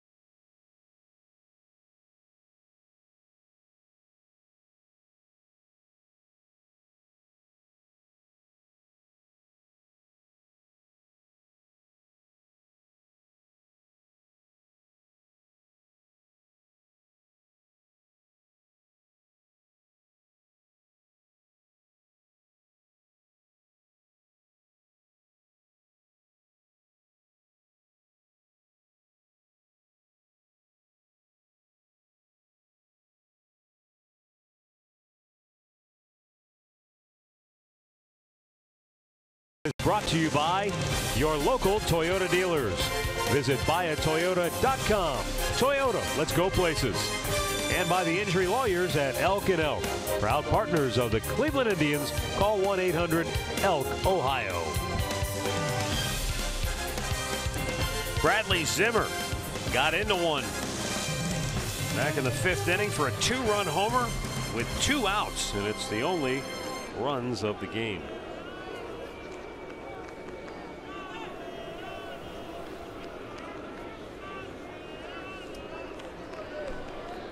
Corey Kluber goes to work here in the 7th now. Nick Castellanos leading off. And razor sharp right on the outside edge for strike 1.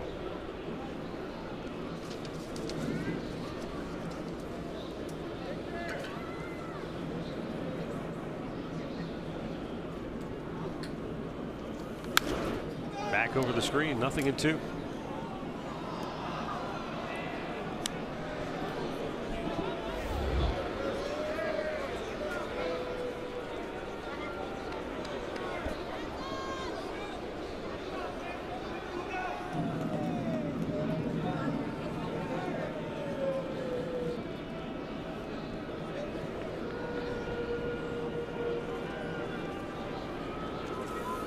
Strike 3 called. That was a clinic. He went away, caught the corner with a strike, then poured it right over the heart of the dish, and then went right back outside again. Well, let's look at the sequence here. Breaking ball, you know, a couple of fastballs up, and then he goes away with it. Remember, he hit the first pitch. Wow, this guy's nasty. Another strikeout, number 11 for Kluber, and another called strikeout. And here is Victor Martinez, 1 for 2 tonight. He singled in the 2nd, and he struck out swinging in the 4th. And it was high cheddar that got Martinez.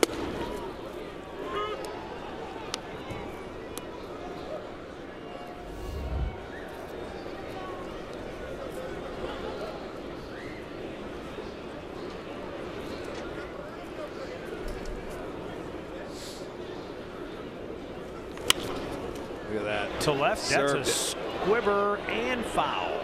I want to go back to the pitch before that, though, Rick. A lot of times with a right-handed pitcher, left-handed hitter, you'll see him throw that changeup, and it kind of fades down and away. Yeah. and the hitter gets out on the front foot and kind of flails away. That first changeup to Victor, like he threw it at him and it faded over the inside part of the plate. Yeah, I don't know if he wanted that way. Wow. You know, maybe he held on to it a little too long.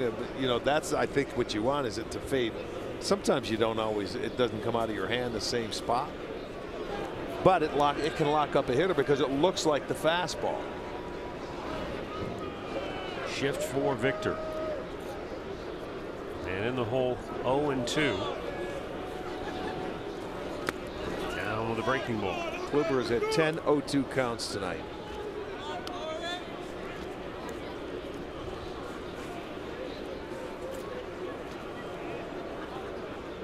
You know, and this is a team that has had success against Kluber. Not quite this lineup that's there, but a couple of guys in there, and I would think Detroit would be a little more aggressive because that's how they usually get to Corey. Is get ready early from that first pitch.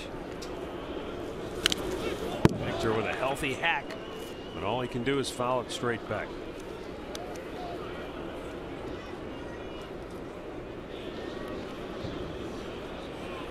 I asked Tito before the game, you know, Kluber has pitched so well in his first 2 outings, nothing to show for it, not a lot of run support. I said, but he's not a guy you worry about, right?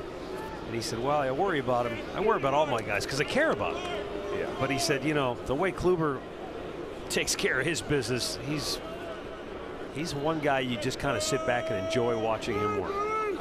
Upstairs with it. And you know, as a manager, you know he's going to do everything to prepare so that when he goes out there, there's nothing left to chance. Well, right, but you know, sometimes when you're as good as he is, we watched him go through a couple of years ago where the offense never scored a base, and he pitched great. You know, and he never got down on himself. He never changed his personality, so you still worry about him, though. Like he said, it's like a parent. You know, you worry about one of your kids, no matter if he's the good one or the ones you really have to worry about. And Kluber's never the kind of guy that's going to come out and say, yeah, it bothers me when they don't score runs. But he's human. He wants to win. He wants to get those W's. Yes, indeed. Good at bat by Victor. And the 3-2. With the shift, Encarnacion. Nice little backhand play to Kluber. 2 down. Andre. Arch, I want to go back to something you guys discussed a couple innings ago about playing defense behind Kluber. We've all made the jokes, and Kipnis has said it, and others have said when he pitches, they know that it's not that you're going to be on timeout, but you may not get a lot of balls. Arch, if you're out in center field, you said you like watching him, but how do you stay prepared and make sure you're ready if a ball is hit to you? Well, because the possibility is he's going to be around the strike zone and one can be hit to you at any time. It's not like it's ball 1, ball 2. Right. You know, so you are ready. It's the guys that fall behind 2-0, 3-1, and they throw a lot of pitches. You don't know where the ball's going. That's where you get defensive. You get on your heels. This is like just sitting at home watching it on television. If you're Zimmer, grab a beer and sit down and enjoy it. If he makes a mistake, go catch it and throw it in. I like the first part of that. Yeah, Bradley has not had, I don't think he's had a ball hit his way yet. No, I mean, you know what? When you get one out there, you're surprised. Usually it's a night off with Kluber out there. Oh, wake up. To right field, Brandon Geyer makes the catch. It's another 1-2-3 inning for the reigning Cy Young Award winner. And the Indians lead it 2-0.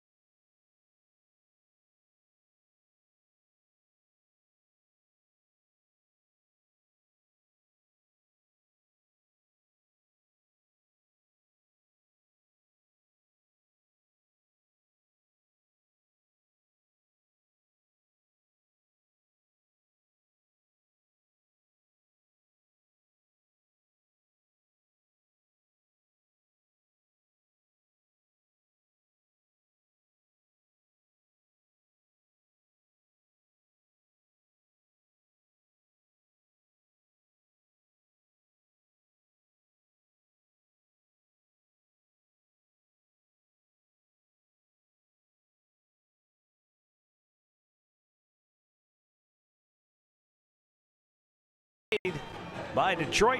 Francisco Liriano went 6 innings tonight, allowing just a 2-run home run to Bradley Zimmer. Buck Farmer will come on now for Detroit.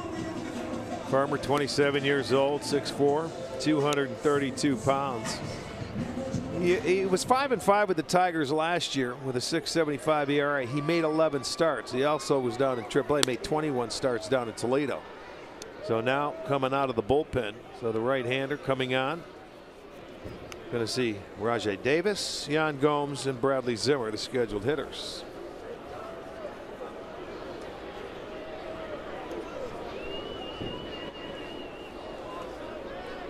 Rajai Davis is 0 for 2.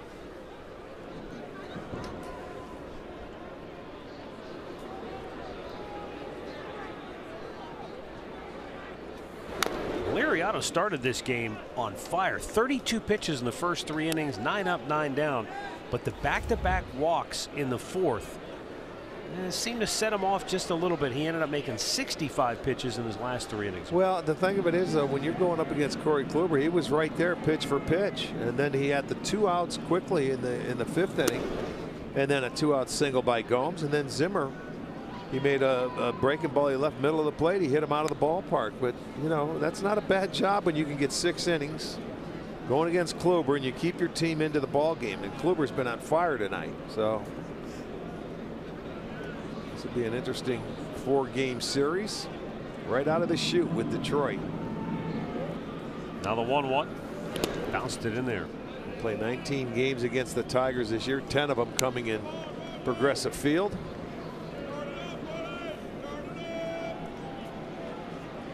You know, it's a weird schedule set up this year because Kansas City, they already got a makeup game. They're going to play a doubleheader with somebody that they got to with Detroit, because they're going to go back to Detroit twice already. Right, and we don't go to Kansas City until July, the beginning of July. So I mean, it's sort of a really weird schedule. There are some weird quirks in the schedule, no doubt about it.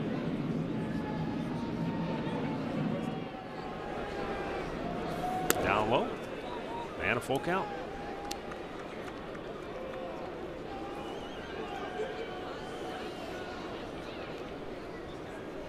Yan Gomes waits on deck, then Bradley Zimmer.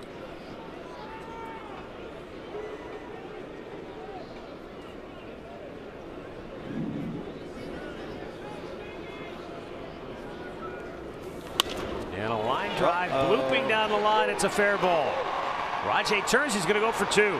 Castellanos with the throw, not even close. Rajai with a hustle double to start the bottom of the 7th. I love the hustle there. He was going to make Castellanos. He knows he's a third baseman. He's not a right fielder by trade. So he says, I'm going to make him throw me out. You're the first hitter. He knows he's got to come, plant, turn, and throw. So instead of stealing the base, he just says, I'm going to go for the double, and he makes it. So good job. His 2nd double of the year. And he really had a good approach going inside out on that ball. And he knows there's going to be spin. So right there, he made the decision. Look at the helmet down over his eyes. I don't even know if he can see him. But he gets down on a nice slide. So a leadoff double. Got the 2nd base in under 8 seconds out of the box. That doesn't surprise me.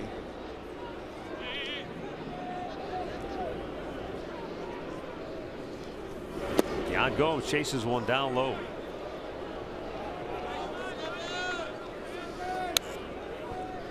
Yeah, now the job for Detroit is they're going to have to keep Machado, the 2nd baseman, close to 2nd to keep Raj from taking 3rd.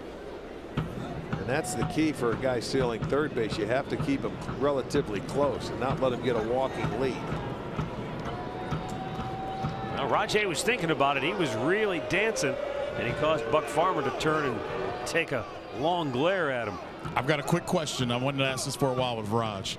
Most guys that lead off 2nd have kind of almost a bubble a little bit going towards 3rd. Raj goes straight towards the bag, Arch. Have you ever noticed this? Now, you know why? Because other guys aren't trying to steal the base. Okay. The other guys are back because of trying to get a circle towards 3rd. Right. They get a better angle on a base hit to try and score. And that third, you know, with 2 outs, you really go back there. But Davis is a base stealer, so he stays in the baseline. There's a shorter distance to third base. And look at him. He will go straight out every single time. But he's a good enough base runner where even if there's a base hit and he doesn't steal a base, he can cut the corner over there.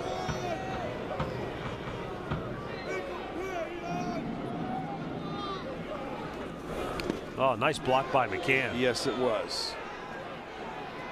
Yeah, Andre, they'll usually get 2 or 3 steps back.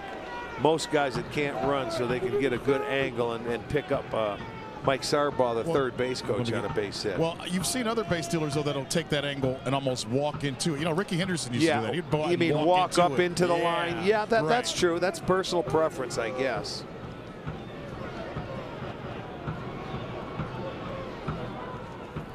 In the dirt, another good block by McCann.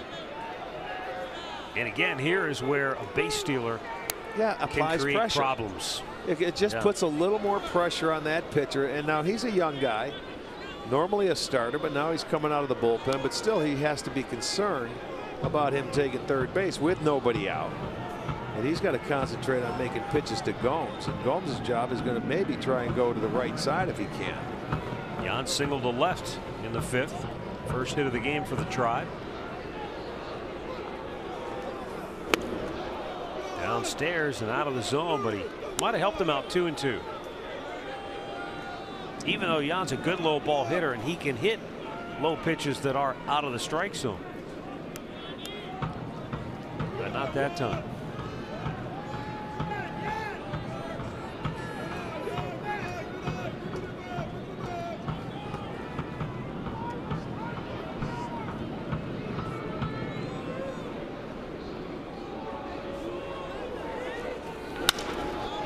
Tapped right at the shortstop, and that's going to have to keep Rajay at second base, 1 down.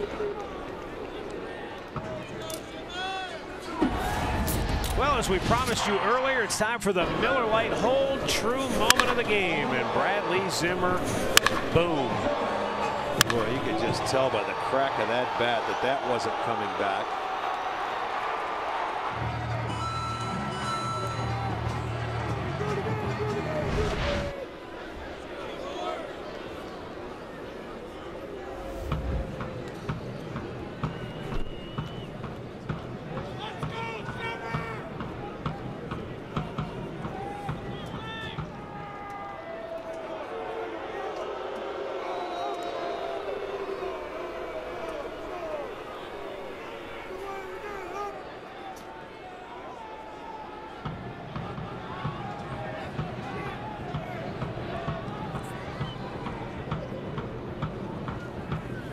Nice block again by McCann. Boy, that's about 3 or 4 this inning already.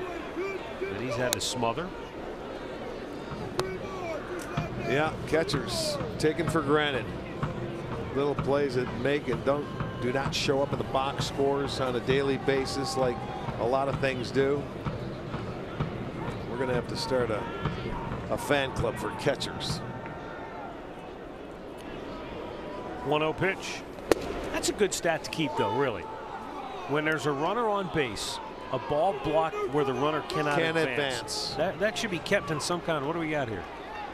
A good save. I don't know. They're calling him out. Maybe Farmer did something. Happened to him? Yeah, I think so. The umpire was calling him out. Now comes a trainer.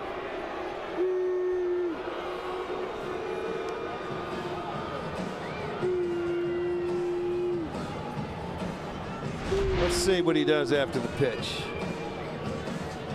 Oh, knee. Something gave. Like this knee, huh? Yeah, knee, back. Yeah, something. Could be his back. Yeah, you're right.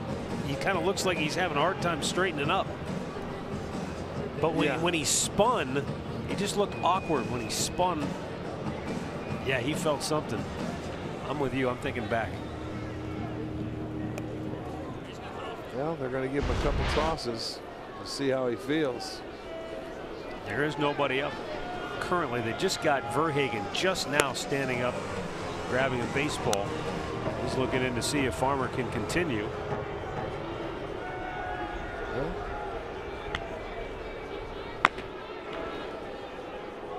Because if he can't, then Verhagen would get as many pitches as he needed to come into the game and warm up. Look at Gardy. The managers, they never say anything. They look at what they're telling the trainer, and then they'll make their decision. He talked his way in. That young guys, you know what? Visit to the mound. Yeah, the young pitchers, man. When you get an opportunity to make a team and do something like that, you feel a little twinge. It's like, no, never mind.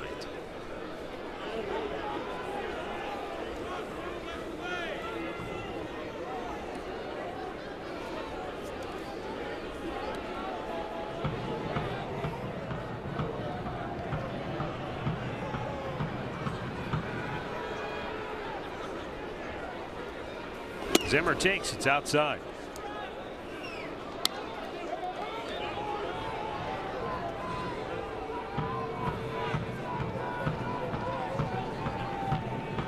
That drum's warm.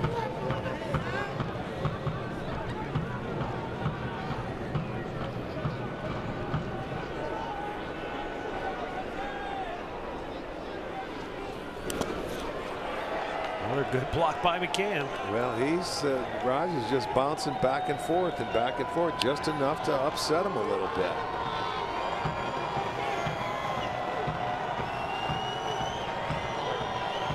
So Zimmer sitting in a pretty good hitter's count now. 3-1. One more run this inning would look really good on that scoreboard for the Tribe.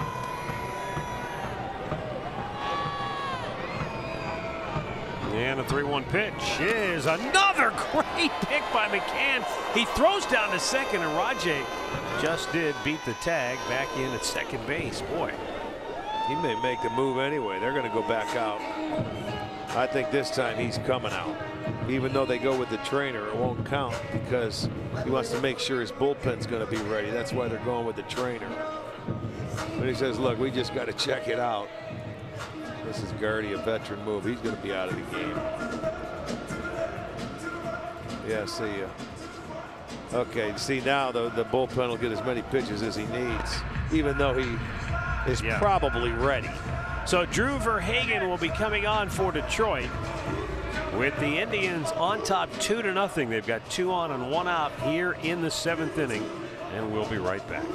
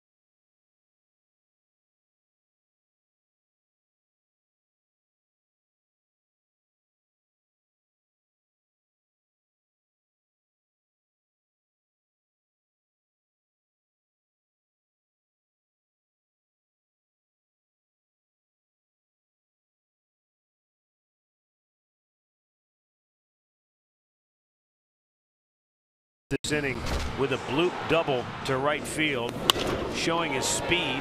It only came off the bat 65 miles an hour. Felt like he was running faster than that to second base. Well, he was. He beat that ball down there, and he knew when he hit it, he didn't hit it well, and it's going to have that kind of spin. So he's just going to kick it into gear, and I'm going to go to second. I'm not going to think about it. And then, you know, much better off leadoff double. And then Buck Farmer, he got a ground ball out. He got Gomes to ground out and keep Raj at second base. But then with Zimmer, they had to come out. He ended up walking him. So now Verhagen's going to get as many as he needs. So he certainly is taking his time, because he was up and throwing the first time when they went out. This will be his 4th appearance of the year, and he's ready to go. Or at least it appeared he was ready to go.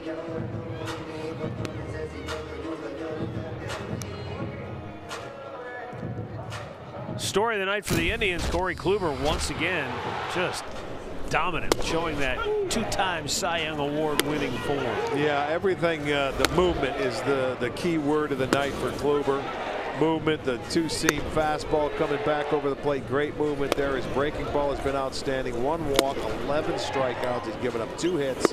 Both the hits have come on the first pitch in there at bat, but he's just been dominant again.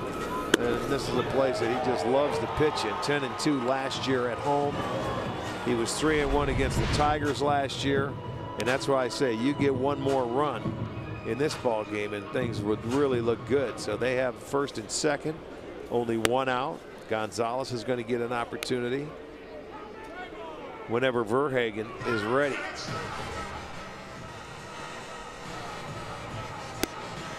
And he is ready. Jeff Nelson, crew chief, calling for the batter, and that will be number 9 man Eric Gonzalez, who has grounded out and walked tonight.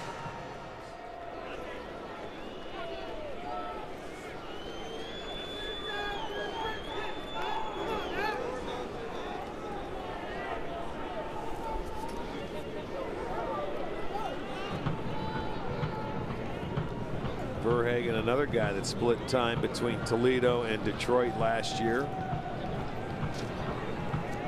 Pitched in a career high 24 games with the Tigers. He was 0-3 with a 5.77 ERA. Nice block again. Boy, this guy's been busy this inning, hasn't he? They're certainly making it hard on him, aren't they? He's up for the task. I mean, he is doing a whale of a job blocking the balls and keeping them relatively right out in front of him.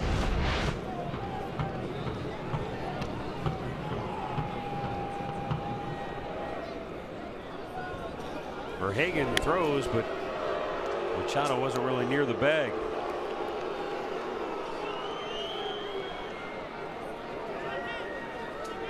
Verhagen was a 4th-round pick of the Tigers 6 years ago this coming June. 27 years old.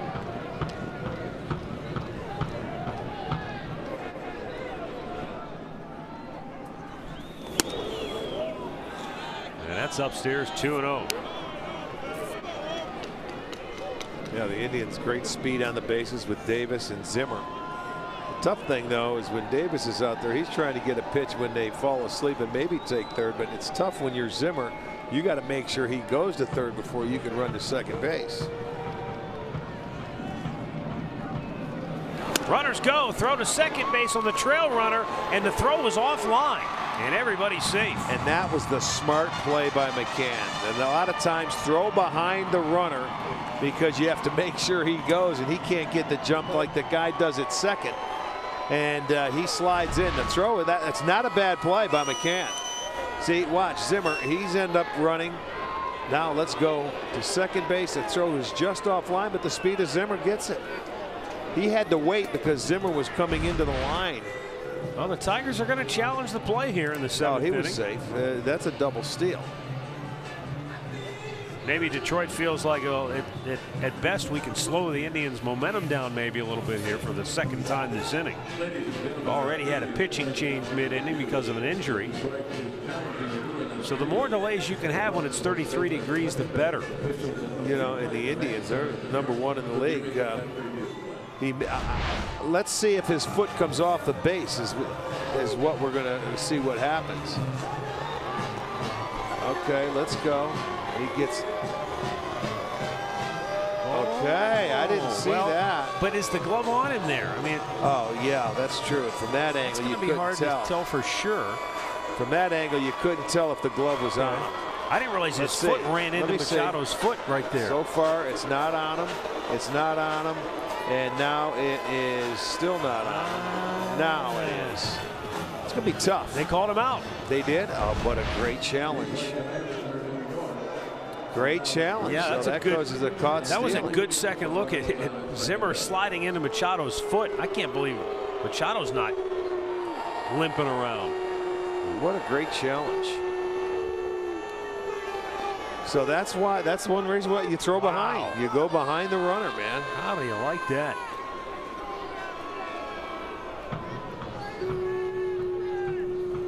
Well, the Tigers,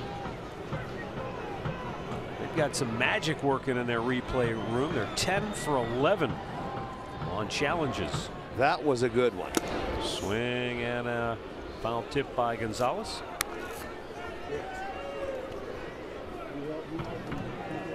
Whoever's doing it in their clubhouse, it's a nice job. Big play too. Instead of second and third and 1 out. Right. Now they can get out of the inning. Big second out, and you can get the last hitter in the lineup.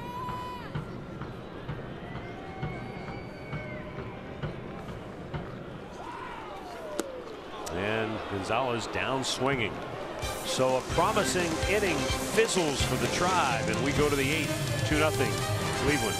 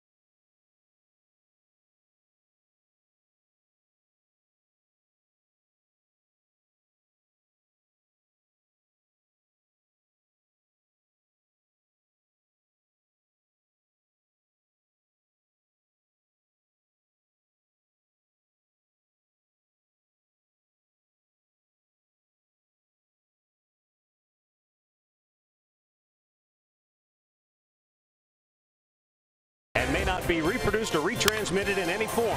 And the accounts and descriptions of this game may not be disseminated without the express written consent of the Cleveland Indians.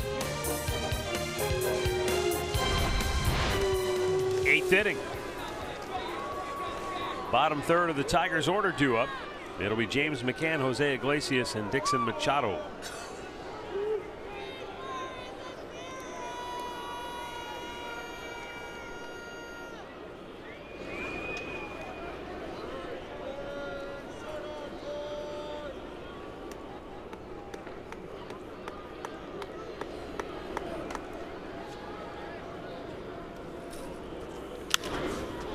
That's foul, right side, racing over his guy, but he won't get to it.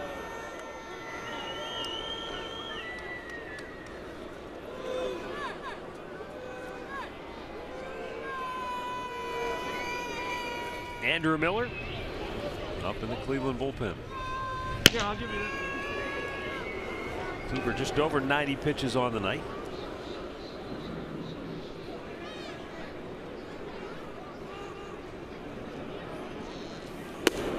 Corey went the distance on opening night in Seattle, and 7 innings his last time out. And here he is pitching into the 8th.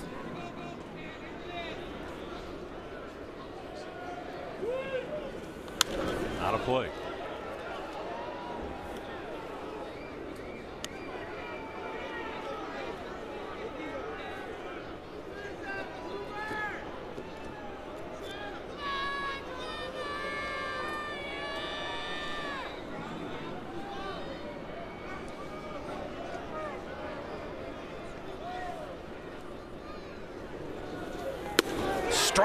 3 call. McCann is the 12th strikeout victim of the night for Corey Kluber.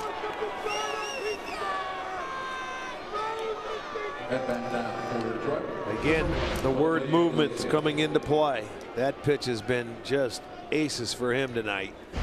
I have 7 of the 12 looking.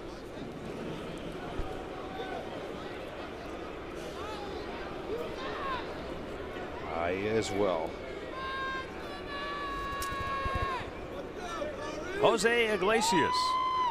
He was the 10th strikeout by Kluber back in the 5th inning. And he looks at a first pitch strike.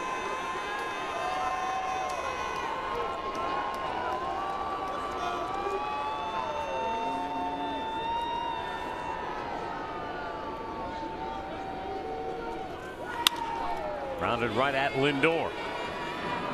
Throws him out. 2 down. Well, the Toronto Blue Jays are heading into town on the weekend, so you may want to grab a $15 district ticket or a $10 KeyBank Kids ticket. And a Sunday on getaway day of this longest homestand of the year, kids will be able to run the bases on Sunday, presented by Cleveland Clinic's Children. So come on out. Supposed to be warmed up by then.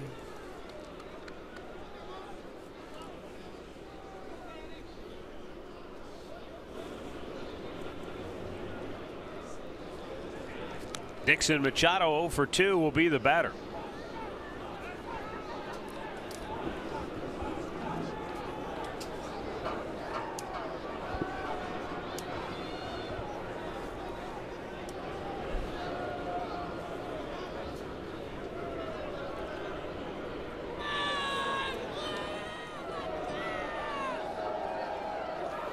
Fouled right back over the screen.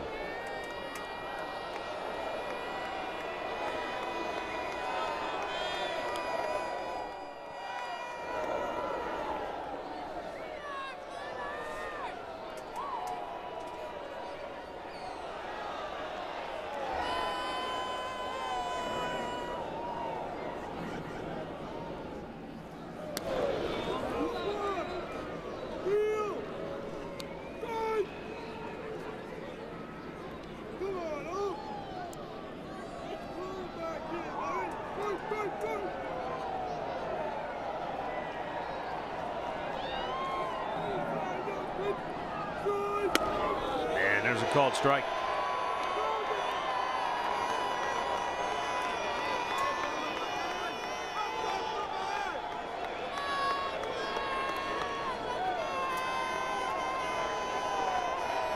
Corey Kluber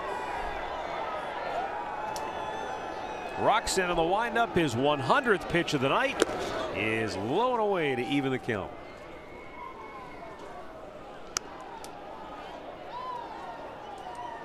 Strike throwing machine, 70% strikes. It seems like he does this every time out, or he's awfully close.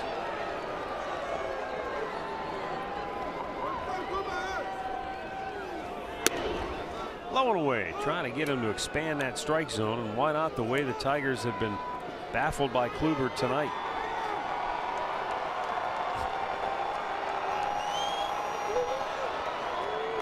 Crowd of just under 10,000 on an absolutely frosty night.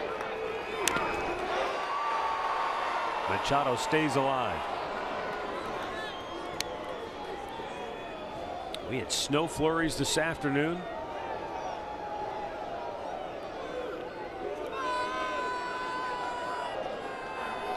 Here it is, the 9th of April. We're barely above freezing.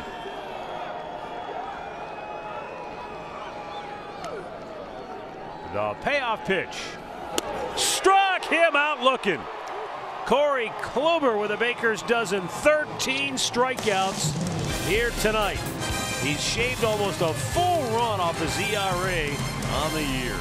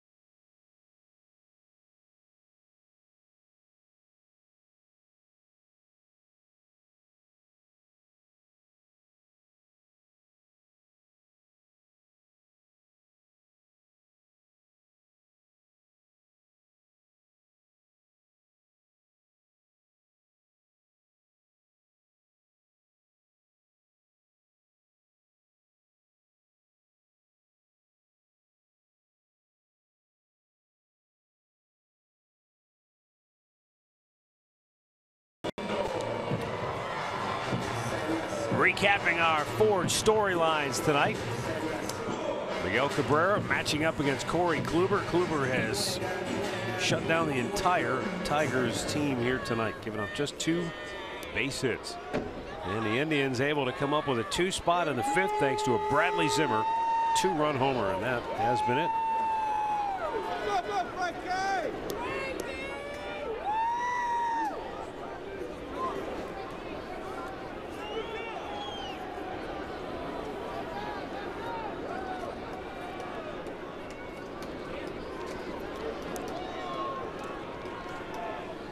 Francisco Lindor to lead it off. He's 0 for 3 on the night.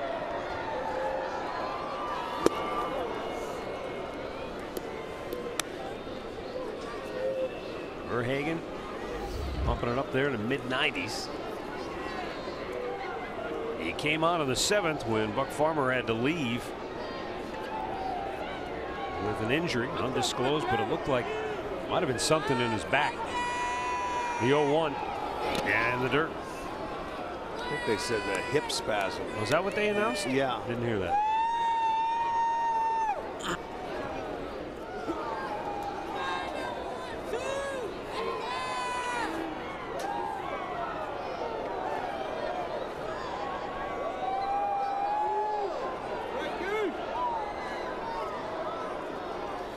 Out of play.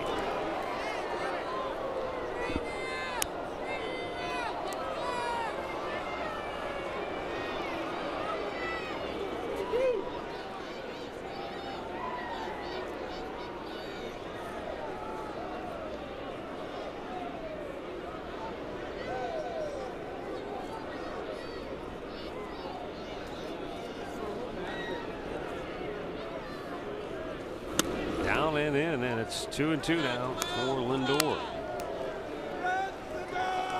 Only 6 hits in this ball game. The Indians with 4, the Tigers with 2. Boy, that's how it's been so far this year. It seems like one swing of the bat either way, pretty much for the whole season to this point. Chased one. Second strikeout for Verhagen. Well, it's April in Ohio, and this series continues tomorrow. Josh Tomlin, Matthew Boyd, that's the matchup. Alan Jensen will start our coverage with Indians Live at 5:30. First pitch at 6:10 right here on the home of the Indians, Sports Time Ohio. You can stream it live on Fox Sports Go. April in Ohio, presented by Menards.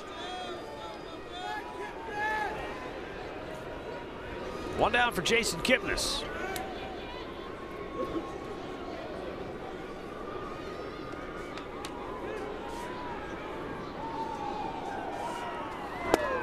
And it's outside, ball 1.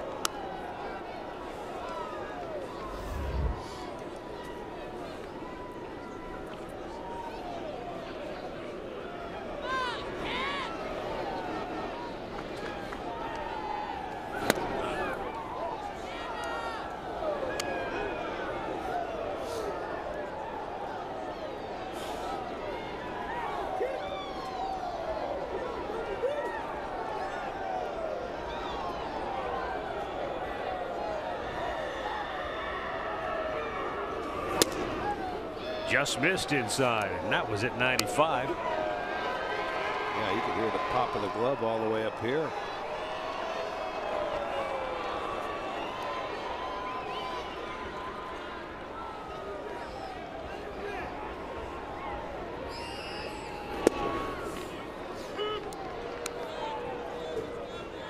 Three and 1 the count for Kipnis, who struck out in the 1st and 6th innings. He drew a walk, first base runner the Indians had tonight back in the 4th.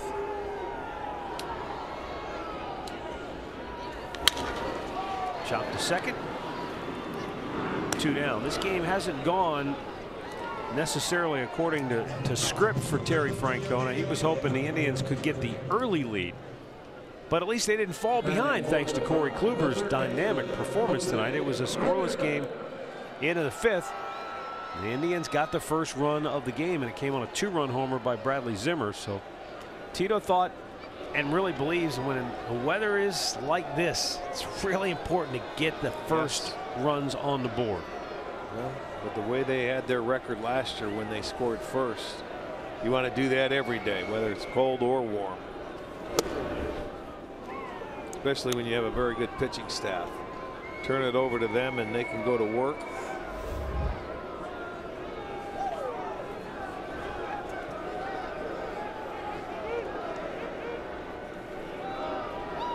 The 1-0 to Jose Ramirez, who collected his 500th career hit back in the 6th inning.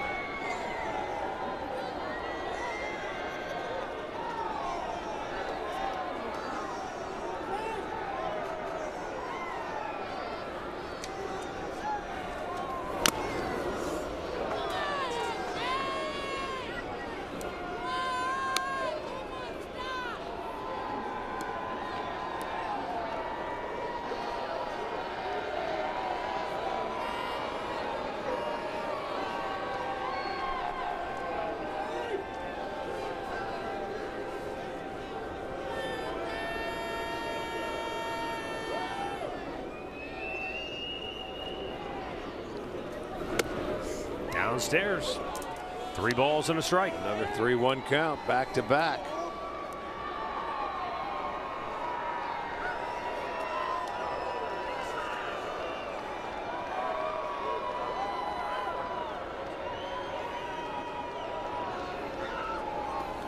That's out of play. And now full for Ramirez.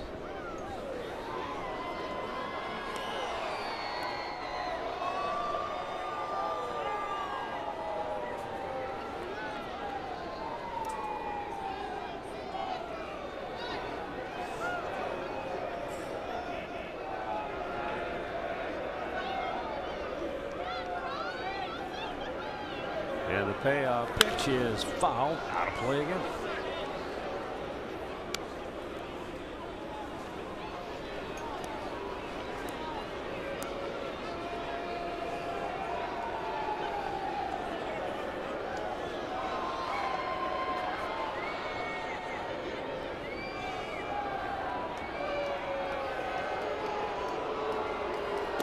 Down low, and they appeal. He didn't go. Ball 4. 2-out walk for Ramirez, so he's been on base 3 straight times in the game.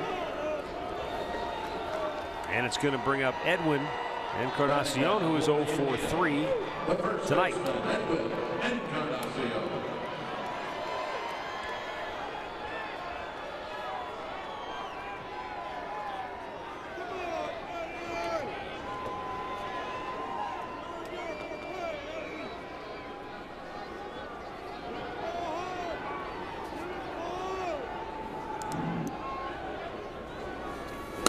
Low and away.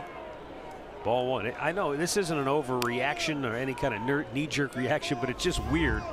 This is game 10. You look up at the scoreboard, the Indians lineup, and there's one guy currently in the lineup who's hitting over 200, and that's Rajay Davis. Don't look. Don't look at those numbers. No, I don't even look at the scoreboard. It is overrated. The only time you want to look up there is when you're doing well. Don't. Black out your TV. And really, you figure what? You need 100 at bats before you can really start to make any kind of real assessment. Swing and a miss by Edwin. And even that's not a true measuring stick. Not when you're an everyday player, no. Because last year, nobody was hotter than Francisco Lindor in the second half after the All-Star break. Yeah, it's a long way to go. We're a week, a little over into the season. It's nothing. Ramirez got a great jump, and they won't even throw, and it doesn't matter because Edwin strikes out to end the inning. We will go to the 9th. Andrew Miller will try to save this one for the Tribe when we come back.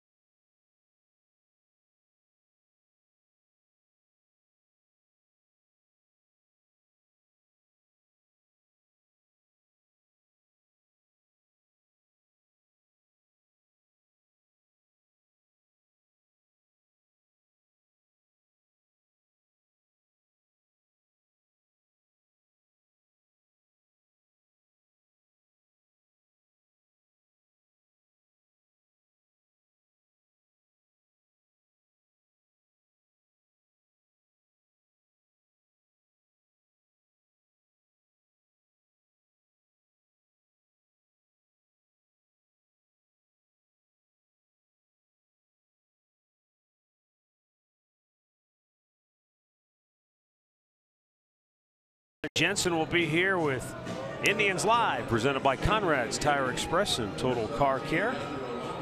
Andre will hunt down one of the top players from tonight's ball game. We'll have the highlights, analysis, and a whole lot more straight ahead. Well, Corey Kluber was dynamite tonight. 8 innings, 103 pitches, 72 of them strikes, and he yields to Andrew Miller. Kluber looking for his first win. Miller looking for the save here tonight. He's got the top of the order. Leonis, Martin. Oh, looks like we're going to get a pinch hitter.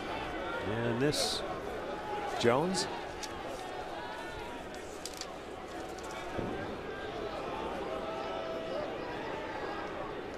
Jacoby Jones, possibly. Let's see. Alonso's going to be at first base. Jacoby Jones will pinch hit for Leonis Martin. Right-handed batter.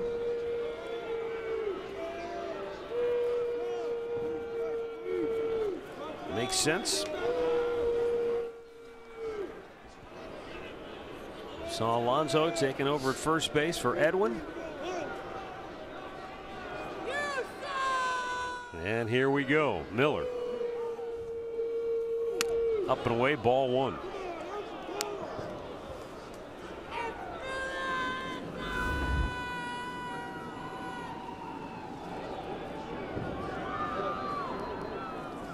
Swung on and missed. Last year, Jacoby Jones hit just 170 in 56 games with the Tigers. Spent a good portion of the year at AAA.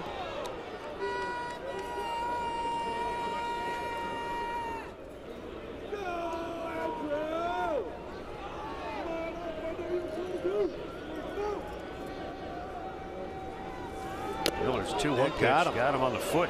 Yes, it did. It sounded like it. So an inauspicious start to the inning as the Tigers get their leadoff man aboard. Looks like that back foot slider is going to come back, and it looked like it got him on the back foot. Let's see. Right over the top of the foot. Yeah, top of the. Almost took a shoelace off. You know, we've seen this with Miller though already this year, where he might look a little shaky and then he'll find it, and then you don't have a chance. But anytime you got Miguel Cabrera lurking, gives you pause for concern. Yeah, you're starting at the top of the lineup. You're right. You're going to have to go through the meat of that lineup. Jamer Candelario 0 for 3.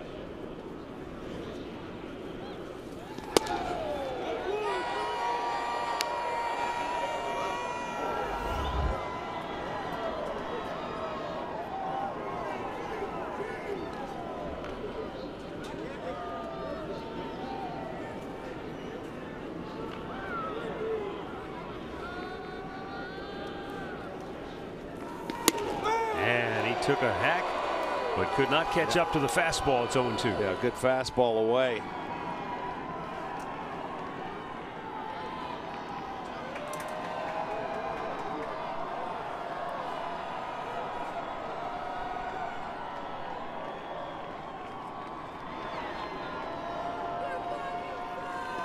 Yeah, strike 3 called. He tightened it up there in that at-bat, that's for sure. Boy, did he ever. And that was a really good slider to just freeze him. Yes, indeed. 1 down. Well, now these next 2 hitters, you got your work cut out for you. And it throws a good slider. Boy, backdoor coming right there at the knees, going away. Miguel Cabrera 0 for 3 on the night. Only his second at bat of the game with a man on base.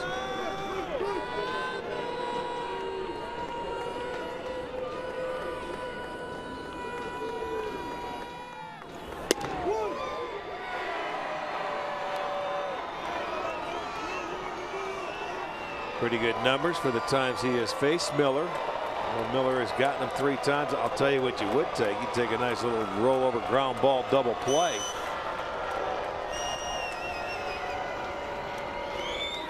There it is.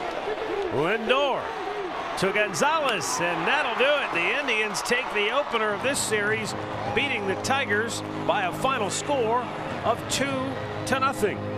And the Indians have back-to-back wins for the first time this year.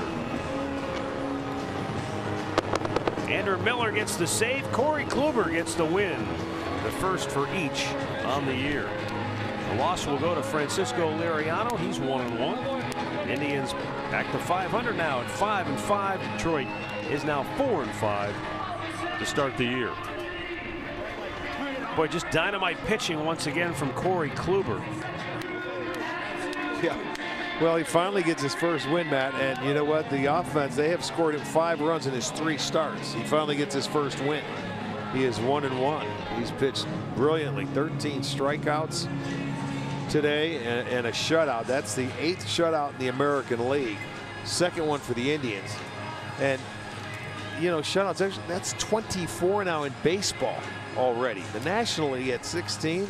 The American League now has 8 as we speak. Well, and you know, hey, if not for one swing of the bat, we might still be playing. Absolutely. Because the Indians offense had a tough time generating opportunities here tonight as well, but Bradley Zimmer with an absolute rocket to center field got the Indians on the board first in the 5th inning, and they rolled to the victory on another brittle night in downtown Cleveland. Back with some final thoughts right after this.